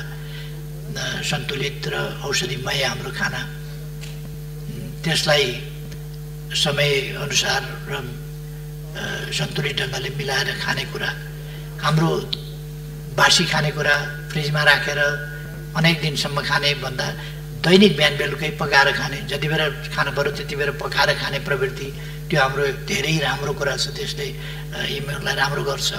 अर्को, हामी शारीरिक श्रम गर्छौँ, व्यायाम गर्छौँ, योगा गर्छौँ, त्यसकारण हामी स्वस्थ छौँ। यस धरतीमा योगा हाम्रा पूर्वजहरूले खालि शारीरिक व्यायाम मात्रै होइन, प्राणायाम समेत, जो प्राणायामले शारीरिक व्यायाम मात्रै होइन, श्वास प्रश्वासलाई नियन्त्रित, दौडिएर काम गरेर स्वाहा स्वाहा हुन सक्छ, सास बढ्न सक्छ दौडिँदा, तर त्यो नियन्त्रित श्वास प्रणाली, त्यसको नियमित, नियन्त्रित र पर्याप्त फोक्सो खाली गर्नेदेखि पर्याप्त फोक्सो भर्नेसम्मको यो स्वास्वा फ्याफ्याको हिसाबले मात्रै होइन, त्यसलाई नियमित नियन्त्रित गर्ने, जसबाट मस्तिष्कमा पर्याप्त अक्सिजन, मुटुमा पर्याप्त अक्सिजन जस्ता कुराहरू पुर्याउँछ, जसले सम्पूर्ण शरीरमा रक्त सञ्चारद्वारा अक्सिजन पुर्याउँछ र मान्छे ताजा हुन्छ। यी सब काम हाम्रा पूर्वजले अनुसन्धान गरेका थिए। त्यसकारण यो हामी कहाँ छ नि, त्यसै गरेर आरामका कुरा मैले गरेका थिएँ, त्यसै गरेर स्वास्थ्य स्वस्थ ती कुराहरू मैले भनेको थिएँ र सकारात्मक सोच राख्न पर्ने कुराहरू, उच्च मनोबल राख्न पर्ने कुराहरू। अब कोरोनाले छोयो भन्ने बित्तिकै मर्छु, अब गएँ म भन्ठानु भनेदेखि त बाँच्न गाह्रो हुन्छ। कोरोना भनेको एउटा रुगाखोकी जस्तो लागिहाल्यो भने हाछ्यौँ साछ्यौँ गर्नुपर्छ, तातो पानी खानुपर्छ, उडाइदिनुपर्छ। त्यो हिसाबले सोच्नुपर्छ, उच्च मनोबल राख्नुपर्छ। कोरोनाले लान सक्दैन, लागिहाल्यो भने त्यो मनोबल राख्नुपर्छ। अब मैले अघि नै क्वारेन्टाइन र सुरक्षाको बारेमा भने, क्वारेन्टाइन विश्व स्वास्थ्य सङ्गठनको मापदण्ड अनुसारै हुनुपर्छ भन्ने हामी सबैको मान्यता हो। हामी प्रयास त्यही गरिरहेका छौँ। तर पनि यथार्थ के हो भनेदेखि हाम्रो सामर्थ्यले अहिलेसम्म लाखौँ मान्छेलाई, जस्तो मैले अघि नै भने, क्वारेन्टाइनमा 1,08,336 जना मानिस अहिले छन्। यति उपयुक्त क्वारेन्टाइन यति बनाउने हो भने करिब करिब युद्ध स्तरमा बनाउने हो भने 1 वर्षमा बनाइसकिँदैन। मान्छे बस्ने आवास बनाउने कुरा हो नि। 1,08,336 वटै टोयलेट बनाउनु पर्यो, किचन बनाउनु पर्यो, त्यहाँ खट्ने मान्छे त्यति चाहियो। यो प्रधानमन्त्री कार्यालय मातहतमा रहेको अनावश्यक खर्च भन्ने छ नि, यो अनावश्यक खर्च भनेको यस्तैमा लाग्ने खर्च हो। त्यसको अनुगमन गर्नु पर्यो, स्वास्थ्य कर्मीहरू खट्नु पर्यो, डाक्टर चाहियो, नर्स चाहियो। स्वाब टेस्ट गरेपछि त्यो स्वाब टेस्ट गर्ने, फेरि पुर्याउने ती सबै मान्छे पनि चाहिए, सुरक्षा कर्मी चाहिए, भोलिन्टियर्स पनि चाहिए। 3टा भोलिन्टियर्स अपराधी निस्किए भनेर संसारभरिका भोलिन्टियर्स भनेका अपराधी हुँदा रहेछन् भन्ने ठान्नु हुँदैन। भोलिन्टियर्स भनेको एउटा पवित्र नाम हो। तर अब कोही कोही अनेक भेषमा पनि कुकर्मीहरू निस्किन्छन्। पवित्र भेषमा विभिन्न नामका विभिन्न रङका बर्को ओढेर पनि भेटिन्छ। त्यसो भनेर त्यस्तो बर्को ओढ्ने जति या त्यस्तो नामका वस्त्र धारण गर्नेहरू जति सबै त्यस्तै हुन्छन् भन्न सकिँदैन। कहिले कहिले एकदमै राम्रो काम गर्नुपर्ने पुण्य काम गर्नुपर्ने ठाउँका मान्छेहरू अपुण्य अपराधिक क्रियाकलापहरूमा संलग्न भएको पनि पाइन्छ। तर सबैलाई जेनरलाइज त्यसमा गर्न हुँदैन। म साथीहरूलाई आग्रह गर्न चाहन्छु र सुरक्षाको प्रबन्धमा सरकारले थप सजगता यस्ता घटनाहरूबाट लिएको छ र लिन्छ। एउटा अत्यन्त राम्रो प्रश्न गर्नुभएको छ। मैले अस्ति चैत्रबाट कक्षा सुरु हुँदा मैले शैक्षिक अभिभावकत्व लिएका मुगुका विद्यार्थीहरूलाई काठमाडौँमै ल्याएर बोर्डर्स गर्ने, त्यसका निम्ति माघमा आमा बुवाहरू समेत बोलाउने ती कुराहरू अगाडि सारेको थिएँ। यहाँ फागुनमा उहाँहरूलाई बोलाउने र उहाँहरूले पनि बस्ने ठाउँ स्कुल बोर्डर्स कहाँ गरिन्छ त्यो हेर्ने र मैले त्यसै गरी सिरामा शैक्षिक अभिभावकत्व लिएका विद्यार्थीहरूलाई पनि त्यसै गरी पढाउने भन्ने सोचेका थिएँ। तर यो क्वारेन्टाइनको कारणले, लकडाउनको कारणले, आदि कारणले ती विद्यार्थीहरू पनि र अरू पनि त्यस्तैमा परेका छन्। अर्को, हामीले अस्ति 1 गतेबाट अनलाइन शिक्षा आदि भनेर सुरु गर्यौँ। तर नेपालको सुविधा, सहुलियत, पहुँच यी सबै कुरा समान छैनन् र सबै ठाउँमा पुर्याउन सकिएको छैन। त्यसकारण सबैलाई भएन भने कसैलाई पनि नगर्ने भन्न सकिँदैन। त्यसकारण हुन सकेका ठाउँहरूमा हामीले अनलाइन शिक्षा, अफलाइन शिक्षा, टेलिभिजन शिक्षा, रेडियो शिक्षा, विभिन्न ढङ्गले शिक्षा उपलब्ध गराउने ती कामहरू गरेका छौँ। जहाँ इन्टरनेट छैन त्यहाँ इन्टरनेट पुर्याउने कोसिस गरेका छौँ। तर सबै ठाउँमा कम्प्युटर, सबै ठाउँमा टेलिभिजन, सबै ठाउँमा टेलिभिजनको पहुँच अथवा त्यसको टावर, त्यसको प्रसारणको क्षमता आदि कुराहरू नै नपुगेका त्यस्ता ठाउँहरू छन् र इन्टरनेट नपुगेका ठाउँहरू छन्। त त्यस्ता ठाउँहरूका विद्यार्थीहरूप्रति हामी चिन्तित छौँ।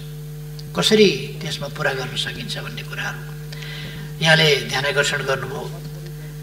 मैले आफूले शैक्षिक अभिभावकत्व लिएका विद्यार्थीहरूको बारेमा मलाई सम्झना छ, मैले बिर्सिएको छैन र ती विद्यार्थीहरूको खबर यहाँहरूले सुन्दै जानुहुनेछ भविष्यमा। मेरो विश्वास छ तिनीहरू त्यसै अनुसारको प्रगति गर्दै अगाडि बढ्नेछ। अरू ठाउँमा पनि मैले गरिब बालबालिकाहरूको कसरी उत्थान गर्न सकिन्छ, तिनीहरूलाई गरिबीबाट कसरी उन्मुक्त गर्न सकिन्छ र तिनीहरूको उज्जवल भविष्य कसरी बनाउन सकिन्छ, तिनीहरूलाई प्रतिस्पर्धी क्षमताका नागरिक, विश्वमै प्रतिस्पर्धी क्षमताका नागरिक कसरी बनाउन सकिन्छ हाम्रा देशका तमाम बालबालिकालाई, त्यतापट्टि पनि मेरो ध्यान गएको छ र सरकारको ध्यान गएको छ। तदनुसार हामी प्रयासहरू अगाडि बढाइरहेका थियौँ। आगामी वर्ष हामीले यस वर्ष यो नयाँ आर्थिक वर्षमा देशलाई साक्षर घोषणा गर्ने योजना बनाएका थियौँ। तर मलाई लाग्छ यस वर्ष हामीले साक्षर बनाउन सम्भवतः सक्दैनौँ, अर्को 1 साल पर्खिनुपर्छ जस्तो लाग्छ। त्यसकारण अहिलेको सरकार कुनै अव्यावहारिक कुराहरू गरिरहेको छैन। जस्तो हामीले यसै वर्ष साक्षर बनाउने भने पनि यस वर्ष साक्षर बनाउन सम्भव नहुन सक्ने अवस्था रहेको कुरा म साथीहरूमा जानकारी गराउन चाहन्छु। अर्को वर्ष सायद हामीले पर्खिनुपर्छ। तर फेरि अर्को एउटा ऐतिहासिक काम हामी गर्नेछौँ। अर्को वर्ष, अर्को आर्थिक वर्षबाट हामीले नेपाल निरक्षरता नभएको साक्षरहरूको पढे लेखेका मान्छेहरूकै देश हो भनेर गर्व गर्ने ठाउँमा नेपाललाई एक सिडी फेरि माथि उठाउन सक्छौँ। अनेक क्षेत्रमा हामीले माथि उठाएका छौँ। हामीले एउटा खुल्ला ठाउँमा शौच गर्ने खालको जुन एउटा स्तर थियो समाजको, त्यसलाई माथि उठाएर अब अनिवार्य रूपमा हरेकले शौचालयको प्रयोग गर्न सक्ने, पाउने र गर्ने प्रवृत्ति र सुविधा त्यस ठाउँमा देशलाई पुर्याएका छौँ र एउटा सभ्यताको माथिल्लो सिँढीमा उठाएका छौँ। अघि मैले भने सभ्यताका यस्ता थुप्रै सिँढीहरू, थुप्रै युगहरूलाई हामीले परिवर्तन गरिदिएका छौँ। सडकमा भिखारी देखिने युग समाप्त भएको छ। बालबालिका सडकमा देखिने युग समाप्त भएको छ। भिख मङ्गा सडकमा देखिने युग समाप्त भएको छ। सडक मानव देखिने युग समाप्त भएको छ र अब यसै गरी निरक्षर देश भन्ने मापदण्ड त्यो पनि एक स्तर माथि देश उठ्नेछ र हामीले दिगो विकास लक्ष्यका मापदण्डहरूमा, थुप्रै मापदण्डहरूमा हाम्रो रेकर्ड राम्रो छ। नीति कार्यक्रम र बजेटमा पनि आइसकेको कुरा हो। हाम्रा प्रमुख मापदण्डहरूमा 14वटा मापदण्डमा हामी अगाडि छौँ र नेपालको प्रगति उल्लेखनीय छ र यस्ता मापदण्डहरूका आधारमा हामी थुप्रै ठाउँमा प्रशंसित पनि भएका छौँ। नेपाल, हाम्रो प्रगति, हाम्रो लोकतन्त्र, यस लोकतन्त्रले दिएका उपलब्धि, यस लोकतन्त्रमा स्मुथली हामीले समाज परिवर्तनको क्रमलाई अगाडि लगेका कुरा, संघीयता कार्यान्वयनको कुरा, संविधान कार्यान्वयनको कुरा जुन स्मुथनेसका साथ हामीले लगेका छौँ त्यसलाई संसारले प्रशंसा गरेका छ। हामीले हिंसाको अन्त्य गरेर शान्तिको दिशामा जुन प्रगति गरेका छौँ, शान्ति प्रक्रियालाई जसरी प्रारम्भ गर्यौँ, अगाडि बढायौँ र समाजमा शान्ति स्थापना गर्यौँ, यी कुराहरू अगाडि बढेका छन्। अब अहिले केहीहरूले हल्ला चलाएका छन्, पढ्न अल्छी लाग्छ कि क्या हो। एमसीसी पढेका मान्छे मैले त्यति भेटिनँ। एमसीसी सम्झौता खोजेर ल्याएर पढे हुन्छ। पढ्ने भन्दा हल्लाका भरमा कुद्ने र जसरी भए पनि विरोध गर्न पाए भयो भन्ने कस्तो चिन्तन। खुट्टाले टेकेर हिँड्न छोडेर टाउकाले टेकेर, त्यो हातले टेकेर खुट्टा ठाडा पारेर हिँड्ने अभ्यास गर्न किन जरुरी छ? खुट्टैले टेकेर हिँड्नुपर्छ। खुट्टाले टेकेर हिँड्ने भनेको जे त्यसमा प्रबन्ध छ त्यो प्रबन्ध पढेर त्यो प्रबन्धमा ठिक बेठिक यहाँ छ भनेर भन्नु चाहिँ एउटा कुरा हो। लहैमा लौ अमेरिकी सेना आउने भयो, कहाँ पढ्छन्, के पढ्छन्, अचम्म लाग्छ मलाई। कागले कान लगो भन्दाखेरि लाँदा त दुख्छ होला नि अलिकति, त्यो दुख्या छैन भने होइन होला त भन्ने थाहा पाउनु पऱ्यो नि पहिले। दुख्या छैन तै पनि सुटुकै लगेछ कि भन्ने हो भने पनि छाम्नु पऱ्यो नि कान छ कि छैन यहाँ भनेर। दुखे पनि वास्ता नगर्ने, छ कि छैन पनि नछाम्ने अनि लयमा कुद्ने, यो प्रवृत्ति बडा अचम्म लाग्छ मलाई। अहिले सडकको पनि विषय बनेको छ, अन्तको पनि विषय बनेको छ। यो सान्दर्भिक अहिलेको विषय यहाँको नभएको हुनाले म यसमा धेरै अगाडि जान चाहन्न। तर पढे हुन्थ्यो नि सम्झौतामा के लेखा छ कि यस देशमा विकास हुन आँट्यो भन्ने चिन्ता हो। यस देशमा विकासका लागि अनुदान आयो भन्ने चिन्ता हो। ठिकै छ, यस सम्बन्धमा म मान्यजीहरू समक्ष आफ्ना विचार अर्को कुनै समय राख्नेछु। यो छलफलमा आउने नै छ। म मान्यजीहरूलाई आग्रह गर्न चाहन्छु, हामी देशका सर्वोच्च जनप्रतिनिधि संस्थाका सदस्यहरू, हामीले इतिहासमा दर्ज हुने गरी बोल्नु पर्दछ।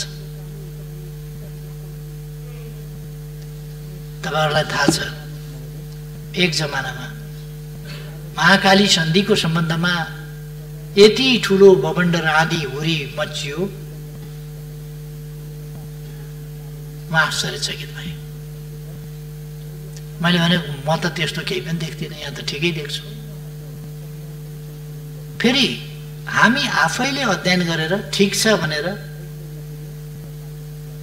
दुई सरकारका बीचमा हस्ताक्षर गर्दा हामी सरकारमा नभएको पार्टी पनि त्यहाँ उपस्थित थियौँ र हाम्रो नेतृत्व वर्ग त्यहाँ उपस्थित थियो र यो गरौँ त, सही गरौँ, ठिक छ, तपाईँहरूको पनि मन्जुर छ, प्रतिपक्षको पनि मन्जुर छ भन्दा मन्जुर छ। प्रणब मुखर्जीले हस्ताक्षर गर्ने बेलामा फेरि 3-4 पल्ट पहिले सोधिसकेर हस्ताक्षर गर्ने बेलामा कलम समातेपछि तो मैं साइन कर लूं, सोधे थे। हाँ ठीक है कीजिए भनेपछि उनले साइन गरे। पछि हाँ ठीक है कीजिए भन्ने साथीहरू बुर्क उफ्रिया देखेपछि मैले अलिकति कडा शब्द प्रयोग गरेका थिएँ। त्यति बेला हामीले कहीँ गाँजा भाङ धतुरो केही त खाएको थिएन होला। हाम्रो जस्तो देश चलाउने तहका मान्छेहरू, नीति नियम र कानुन बनाउने तहका मान्छेहरूले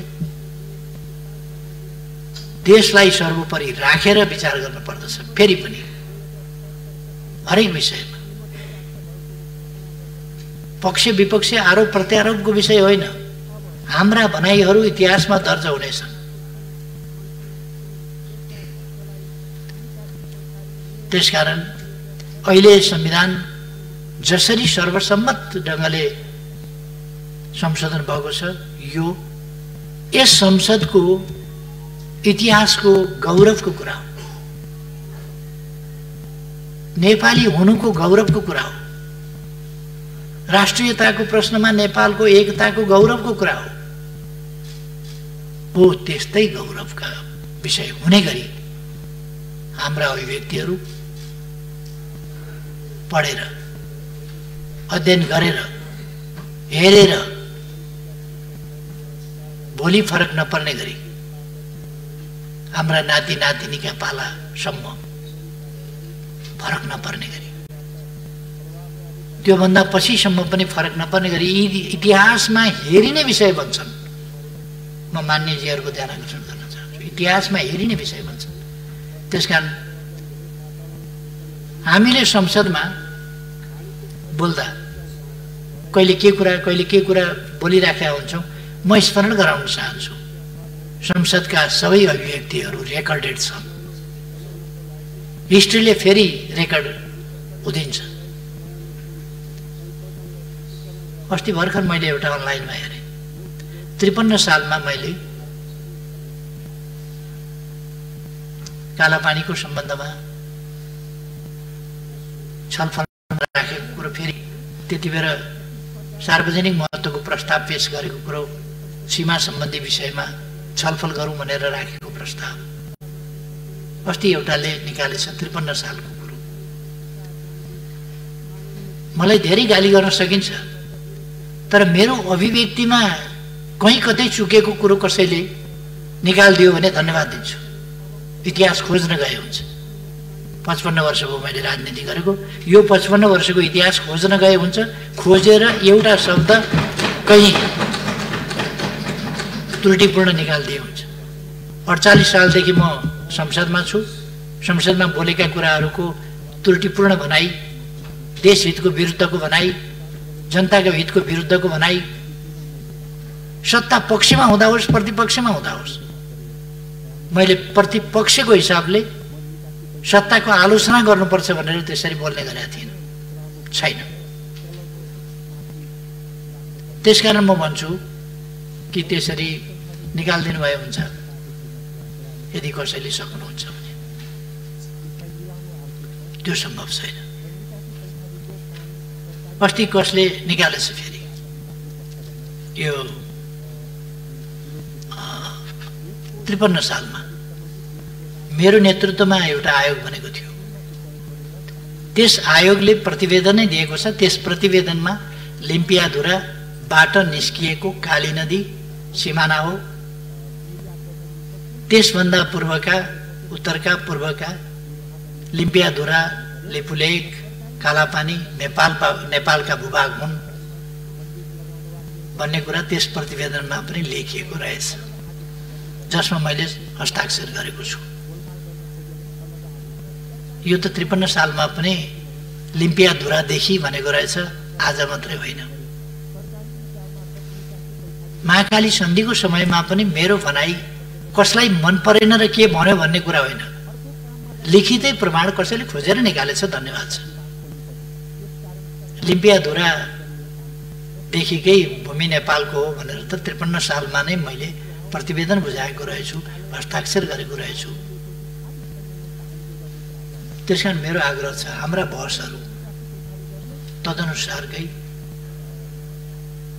इतिहासमा सत्य साबित हुनुपर्दछ, सेन्टिमेन्टका कुरा होइन। हामीसँग हाम्रो परराष्ट्र नीति हुनुपर्दछ, हामीसँग लगानी नीति हुनुपर्दछ, हामीसँग अनुदान कस्ता स्वीकार्ने अस्वीकार्ने ती नीति हुनुपर्दछ। हामीले बोल्दाखेरि यस्ता कुराहरू सबैको सुस्थिर विश्लेषणका साथ बोल्नुपर्दछ। त्यतापट्टि म साथीहरूको ध्यान आकर्षण गर्न चाहन्छु। र विचार राख्न, देश र जनताको हितको पक्षमा अध्ययनका निष्कर्ष र विचार राख्न हिचकिचाउनु हुँदैन, हिचकिचाउनु पर्दैन। त्यो स्वतन्त्रता हामीलाई छ। विचार छलफलका लागि पार्टीले निषेध गर्दैन, व्हिप लगाउँदैन। कमसेकम मैले नेतृत्व गरेको पार्टीको कुरा म गर्छु। छलफलका लागि निषेधित व्हिप जारी गर्दैन। कहिले कहिले मतदानका लागि व्हिप जारी गर्न सक्छ, कहिले कहिले त्यो पनि गर्दैन। जे होस्, म मान्यज्यूहरूलाई धन्यवाद भन्न चाहन्छु। यस दिशामा हामीले हाम्रो संसदलाई, सिङ्गो संसदलाई, सिङ्गो सङ्घीय संसदलाई, त्यो प्रतिनिधि सभा होस् वा राष्ट्रिय सभा, यसलाई गरिमामय, जनताको नजरमा विश्वसनीय, अत्यन्तै फलदायी, देश र जनताका हितमा साँचो अर्थमा सजग ढङ्गले उभिने संस्थाको रूपमा अगाडि लानुपर्छ। र म मान्यजीहरूको जुन प्रयास छ त्यसलाई धन्यवाद भन्न चाहन्छु र आफ्नो भनाइ टुङ्ग्याउँछु। धन्यवाद।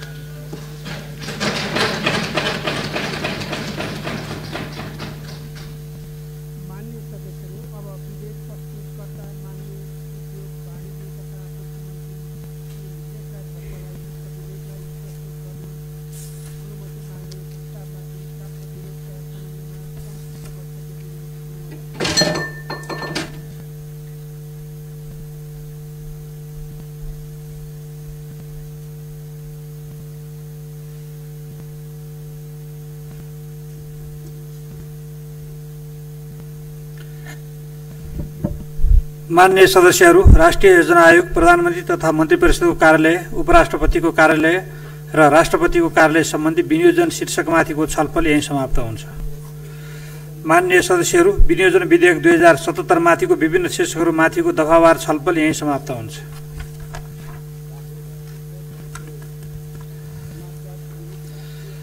माननीय सदस्यहरू, अब विनियोजन विधेयक 2077 अन्तर्गत विभिन्न शीर्षकहरूमाथि माननीय सदस्यले राख्नुभएको खर्च कटौतीका प्रस्तावहरूलाई क्रमशः निर्णयार्थ प्रस्तुत गर्दछु। माननीय सदस्यहरू, सर्वप्रथम माननीय प्रकाश पन्थद्वारा प्रस्तुत विनियोजन विधेयक 2077 अन्तर्गत कानुन, न्याय तथा संसदीय मामिला मन्त्रालय शीर्षकको खर्च रकमलाई घटाई 1 रुपियाँ गरियोस् भनी राख्नु भएको खर्च कटौतीको प्रस्ताव फिर्ता लिन चाहनुहुन्छ भने समय उपलब्ध गराउँछु।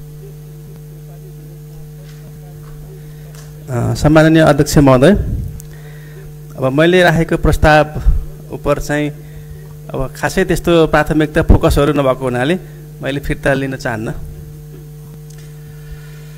माननीय प्रकाश पन्थले पेश गर्नुभएको खर्च कटौतीको प्रस्ताव फिर्ता लिन नचाहनु भएकोले उक्त खर्च कटौतीको प्रस्तावलाई निर्णयार्थ प्रस्तुत गर्दछु। यो प्रस्तावको पक्षमा हुने माननीय सदस्यहरूले हुन्छ भन्नुहोला र यसको विपक्षमा हुने माननीय सदस्यहरूले हुन्न भन्नुहोला। यो प्रस्तावको पक्षमा हुने माननीय सदस्यहरूले हुन्छ भन्नुहोस्। यो प्रस्तावको विपक्षमा हुने माननीय सदस्यहरूले हुन्न भन्नुहोस्। हुन्न भन्ने पक्षका माननीय सदस्यहरूको बहुमत भएकोले माननीय प्रकाश पन्तले राख्नु भएको उक्त खर्च कटौतीको प्रस्ताव बहुमतले अस्वीकृत भएको घोषणा गर्दछु।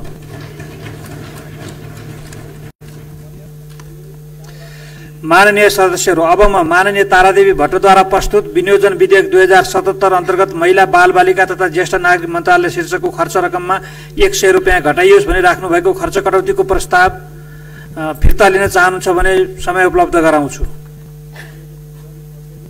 सम्माननीय अध्यक्ष महोदय, यो 2077 प्रस्तुत विधेयक 2077 अन्तर्गत महिला बालबालिका तथा ज्येष्ठ नागरिक मन्त्रालय सम्बन्धी विभिन्न शीर्षकमा कैयौँ शीर्षकमा मितव्ययिता होस् भन्ने हिसाबले मैले यो खर्च कटौतीको प्रस्ताव राखेको हुँ। म यो फिर्ता लिन चाहन्न। माननीय तारादेवी भट्टले पेश गर्नुभएको खर्च कटौतीको प्रस्ताव फिर्ता लिन नचाहनु भएकोले उक्त खर्च कटौतीको प्रस्तावलाई निर्णयार्थ प्रस्तुत गर्दछु। यो प्रस्तावको पक्षमा हुने माननीय सदस्यहरूले हुन्छ भन्नुहोला र यसको विपक्षमा हुने माननीय सदस्यहरूले हुन्न भन्नुहोला। यो प्रस्तावको पक्षमा हुने माननीय सदस्यले हुन्छ भन्नुहोस्। यो प्रस्तावको विपक्षमा हुने माननीय सदस्यहरूले हुन्न भन्नुहोस्। हुन्न भन्ने पक्षका माननीय सदस्यको बहुमत भएकोले माननीय तारादेवी भट्टले राख्नु भएको उक्त खर्च कटौतीको प्रस्ताव बहुमतले अस्वीकृत भएको घोषणा गर्दछु। माननीय सदस्यहरू, अब म माननीय जितेन्द्रनारायण देवद्वारा प्रस्तुत विनियोजन विधेयक 2077 अन्तर्गत भौतिक पूर्वाधार तथा यातायात मन्त्रालय शीर्षकको खर्च रकममा उल्लिखित रकम घटाइयोस् भनी राख्नु भएको खर्च कटौतीको प्रस्ताव फिर्ता लिन चाहनुहुन्छ भने समय उपलब्ध गराउँछु। सम्माननीय अध्यक्ष महोदय, मैले भौतिक पूर्वाधार तथा यातायात मन्त्रालयसँग सम्बन्धित खर्च कटौतीको प्रस्ताव, यो मन्त्रालयको काम अझ प्रभावकारी होस्, खर्चमा मितव्ययिता होस् र यो मुलुकले प्रगति गर्न सकोस् भन्ने मनसायले राखेको हुँ। त्यसकारणले यसलाई फिर्ता गर्ने त प्रश्नै आउँदैन। सो कुराको जानकारी गराउँछु। धन्यवाद। माननीय जितेन्द्रनारायण देवले पेश गर्नुभएको खर्च कटौतीको प्रस्ताव फिर्ता लिन नचाहनु भएकोले उक्त खर्च कटौतीको प्रस्तावलाई निर्णयार्थ प्रस्तुत गर्दछु। यो प्रस्तावको पक्षमा हुने माननीय सदस्यहरूले हुन्छ भन्नुहोला र यसको विपक्षमा हुने माननीय सदस्यहरूले हुन्न भन्नुहोला। यो प्रस्तावको पक्षमा हुने माननीय सदस्यहरूले हुन्छ भन्नुहोस्। यो प्रस्तावको विपक्षमा हुने माननीय सदस्यहरूले हुन्न भन्नुहोस्। हुन्न भन्ने पक्षका माननीय सदस्यको बहुमत भएकोले माननीय जितेन्द्रनारायण देवले राख्नु भएको उक्त खर्च कटौतीको प्रस्ताव बहुमतले अस्वीकृत भएको घोषणा गर्दछु। माननीय सदस्यहरू, अब म माननीय जितेन्द्रनारायण देवद्वारा प्रस्तुत विनियोजन विधेयक 2077 अन्तर्गत शहरी विकास मन्त्रालय शीर्षकको खर्च रकमलाई घटाई 1 रुपियाँ गरियोस् भनी राख्नु भएको खर्च कटौतीको प्रस्ताव फिर्ता लिन चाहनुहुन्छ भने समय उपलब्ध गराउँछु।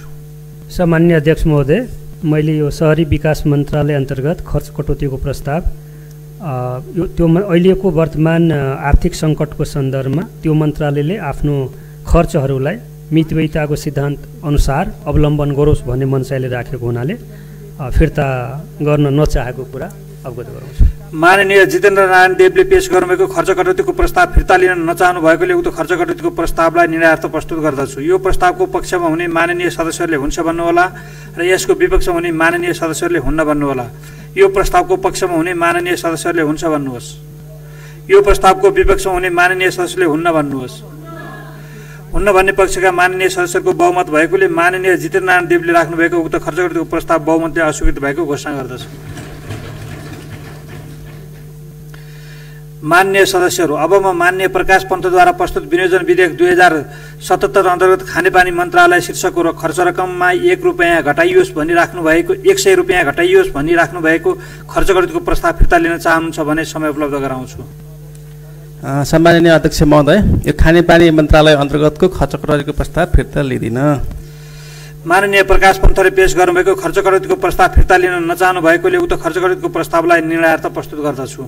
यो प्रस्तावको पक्षमा हुने माननीय सदस्यले हुन्छ भन्नुहोला र यसको विपक्षमा हुने माननीय सदस्यले हुन्न भन्नुहोला। यो प्रस्तावको पक्षमा हुने माननीय सदस्यले हुन्छ भन्नुहोस्। यो प्रस्तावको विपक्षमा हुने माननीय सदस्यले हुन्न भन्नुहोस्। हुन्न भन्ने पक्षका माननीय सदस्यको बहुमत भएकोले माननीय प्रकाश पन्तले राख्नु भएको उक्त खर्च कटौतीको प्रस्ताव बहुमतले अस्वीकृत भएको घोषणा गर्दछु। माननीय सदस्यहरू, अबमा माननीय अनिता देवकोटाद्वारा प्रस्तुत विनियोजन विधेयक 2077 अन्तर्गत भूमि व्यवस्था, सहकारी तथा गरिबी निर्माण मन्त्रालय शीर्षकको खर्च रकममा 100 रुपियाँ घटाइयोस् भनी राख्नु भएको खर्च कटौतीको प्रस्ताव फिर्ता लिन चाहनुहुन्छ भने समय उपलब्ध गराउँछु। सामान्य अध्यक्षज्यू, भूमि व्यवस्था तथा सहकारी तथा गरिबी निवारण मन्त्रालयको फजुल खर्च र मितव्ययिता थियो, त्यो सरकारले त्यसलाई सम्बोधन गर्ने छाँटकाट नदेखाएको हुनाले म फिर्ता नलिने घोषणा गर्छु। माननीय अनिता देवकोटाले पेश गर्नुभएको खर्च कटौतीको प्रस्ताव फिर्ता लिन नचाहनु भएकोले उक्त खर्च कटौतीको प्रस्तावलाई निर्णयार्थ प्रस्तुत गर्दछु। यो प्रस्तावको पक्षमा हुने माननीय सदस्यहरूले हुन्छ भन्नुहोला र यसको विपक्षमा हुने माननीय सदस्यहरूले हुन्न भन्नुहोला। यो प्रस्तावको पक्षमा हुने माननीय सदस्यहरूले हुन्छ भन्नुहोस्। यो प्रस्तावको विपक्षमा हुने माननीय सदस्यहरूले हुन्न भन्नुहोस्। हुन्न भन्ने पक्षका माननीय सदस्यहरूको बहुमत भएकोले माननीय अनिता देवकोटाले राख्नुभएको उक्त खर्च कटौतीको प्रस्ताव बहुमतले अस्वीकृत भएको घोषणा गर्दछु।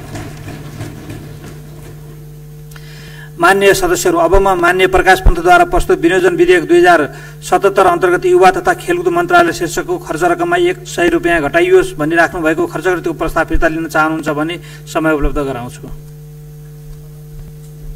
सम्माननीय अध्यक्ष महोदय, युवा तथा खेलकुद मन्त्रालय अन्तर्गत युवाहरूलाई ठोस परिचालन गर्ने कार्यक्रम नदेखिएको हुनाले यो प्रस्ताव फिर्ता लिन चाहन्न। माननीय प्रकाश पन्तले पेश गर्नुभएको खर्च कटौतीको प्रस्ताव फिर्ता लिन नचाहनु भएकोले उक्त खर्च कटौतीको प्रस्तावलाई निर्णयार्थ प्रस्तुत गर्दछु। यो प्रस्तावको पक्षमा हुने माननीय सदस्यले हुन्छ भन्नुहोला र यसको विपक्षमा हुने माननीय सदस्यले हुन्न भन्नुहोला। यो प्रस्तावको पक्षमा हुने माननीय सदस्यहरूले हुन्छ भन्नुहोस्। यो प्रस्तावको विपक्षमा हुने माननीय सदस्यले हुन्न भन्नुहोस्। हुन्न भन्ने पक्षका माननीय सदस्यहरूको बहुमत भएकोले माननीय प्रकाश पन्तले राख्नु भएको उक्त खर्च कटौतीको प्रस्ताव बहुमतले अस्वीकृत भएको घोषणा गर्दछु। माननीय सदस्यहरू, अबमा माननीय जितननारायण देवद्वारा प्रस्तुत विनियोजन विधेयक 2077 अन्तर्गत अर्थ मन्त्रालय शीर्षकको खर्च रकममा उल्लिखित रकम घटाइयोस् भनी राख्नु भएको खर्च कटौतीको प्रस्ताव फिर्ता लिन चाहनुहुन्छ भने समय उपलब्ध गराउँछु। सामान्य अध्यक्ष महोदय, मैले अर्थ मन्त्रालयसँग सम्बन्धित विषयमा खर्च कटौतीको प्रस्ताव राखेको थिएँ। त्यो प्रस्तावको सन्दर्भमा माननीय मन्त्रीज्यूको जवाफ चित्तबुझ्दो नआएको हुनाले मैले आफ्नो प्रस्ताव फिर्ता लिन नचाहेको कुरा अवगत गराउन चाहन्छु। माननीय जितनारायण देवले पेश गर्नुभएको खर्च कटौतीको प्रस्ताव फिर्ता लिन नचाहनु भएकोले उक्त खर्च कटौतीको प्रस्तावलाई निर्णयार्थ प्रस्तुत गर्दछु। यो प्रस्तावको पक्षमा हुने माननीय सदस्यले हुन्छ भन्नुहोला र यसको विपक्षमा हुने माननीय सदस्यहरूले हुन्न भन्नुहोला। यो प्रस्तावको पक्षमा हुने माननीय सदस्यले हुन्छ भन्नुहोस्। यो प्रस्तावको विपक्षमा हुने माननीय सदस्यले हुन्न भन्नुहोस्। हुन्न भन्ने पक्षका माननीय सदस्यहरूको बहुमत भएकोले माननीय जितनारायण देवले राख्नुभएको उक्त खर्च कटौतीको प्रस्ताव बहुमतले अस्वीकृत भएको घोषणा गर्दछु। माननीय सदस्यहरू, अबमा माननीय प्रकाश पन्तद्वारा प्रस्तुत विनियोजन विधेयक 2077 अन्तर्गत सञ्चार तथा सूचना प्रविधि मन्त्रालय शीर्षकको खर्च रकममा उल्लिखित रकम घटाइयोस् भन्ने राख्नु भएको खर्च कटौतीको प्रस्ताव फिर्ता लिन चाहनुहुन्छ भने समय उपलब्ध गराउँछु। सम्माननीय अध्यक्ष महोदय, यो सञ्चार तथा सूचना प्रविधि मन्त्रालय अन्तर्गतका कतिपय विनियोजनहरू चित्त नबुझेको हुनाले खर्च कटौतीको प्रस्ताव फिर्ता लिन्न। माननीय प्रकाश पन्तले पेश गर्नुभएको खर्च कटौतीको प्रस्ताव फिर्ता लिन नचाहनु भएकोले उक्त खर्च कटौतीको प्रस्तावलाई निर्णयार्थ प्रस्तुत गर्दछु। यो प्रस्तावको पक्षमा हुने माननीय सदस्यहरूले हुन्छ भन्नुहोला र यसको विपक्षमा हुने माननीय सदस्यहरूले हुन्न भन्नुहोला। यो प्रस्तावको पक्षमा हुने माननीय सदस्यहरूले हुन्छ भन्नुहोस्। यो प्रस्तावको विपक्षमा हुने माननीय सदस्यहरूले हुन्न भन्नुहोस्। हुन्न भन्ने पक्षका माननीय सदस्यको बहुमत भएकोले माननीय प्रकाश पन्तले राख्नुभएको उक्त खर्च कटौतीको प्रस्ताव बहुमतले अस्वीकृत भएको घोषणा गर्दछु। माननीय सदस्यहरू, अबमा माननीय अनिता देवकोटाद्वारा प्रस्तुत विनियोजन विधेयक 2000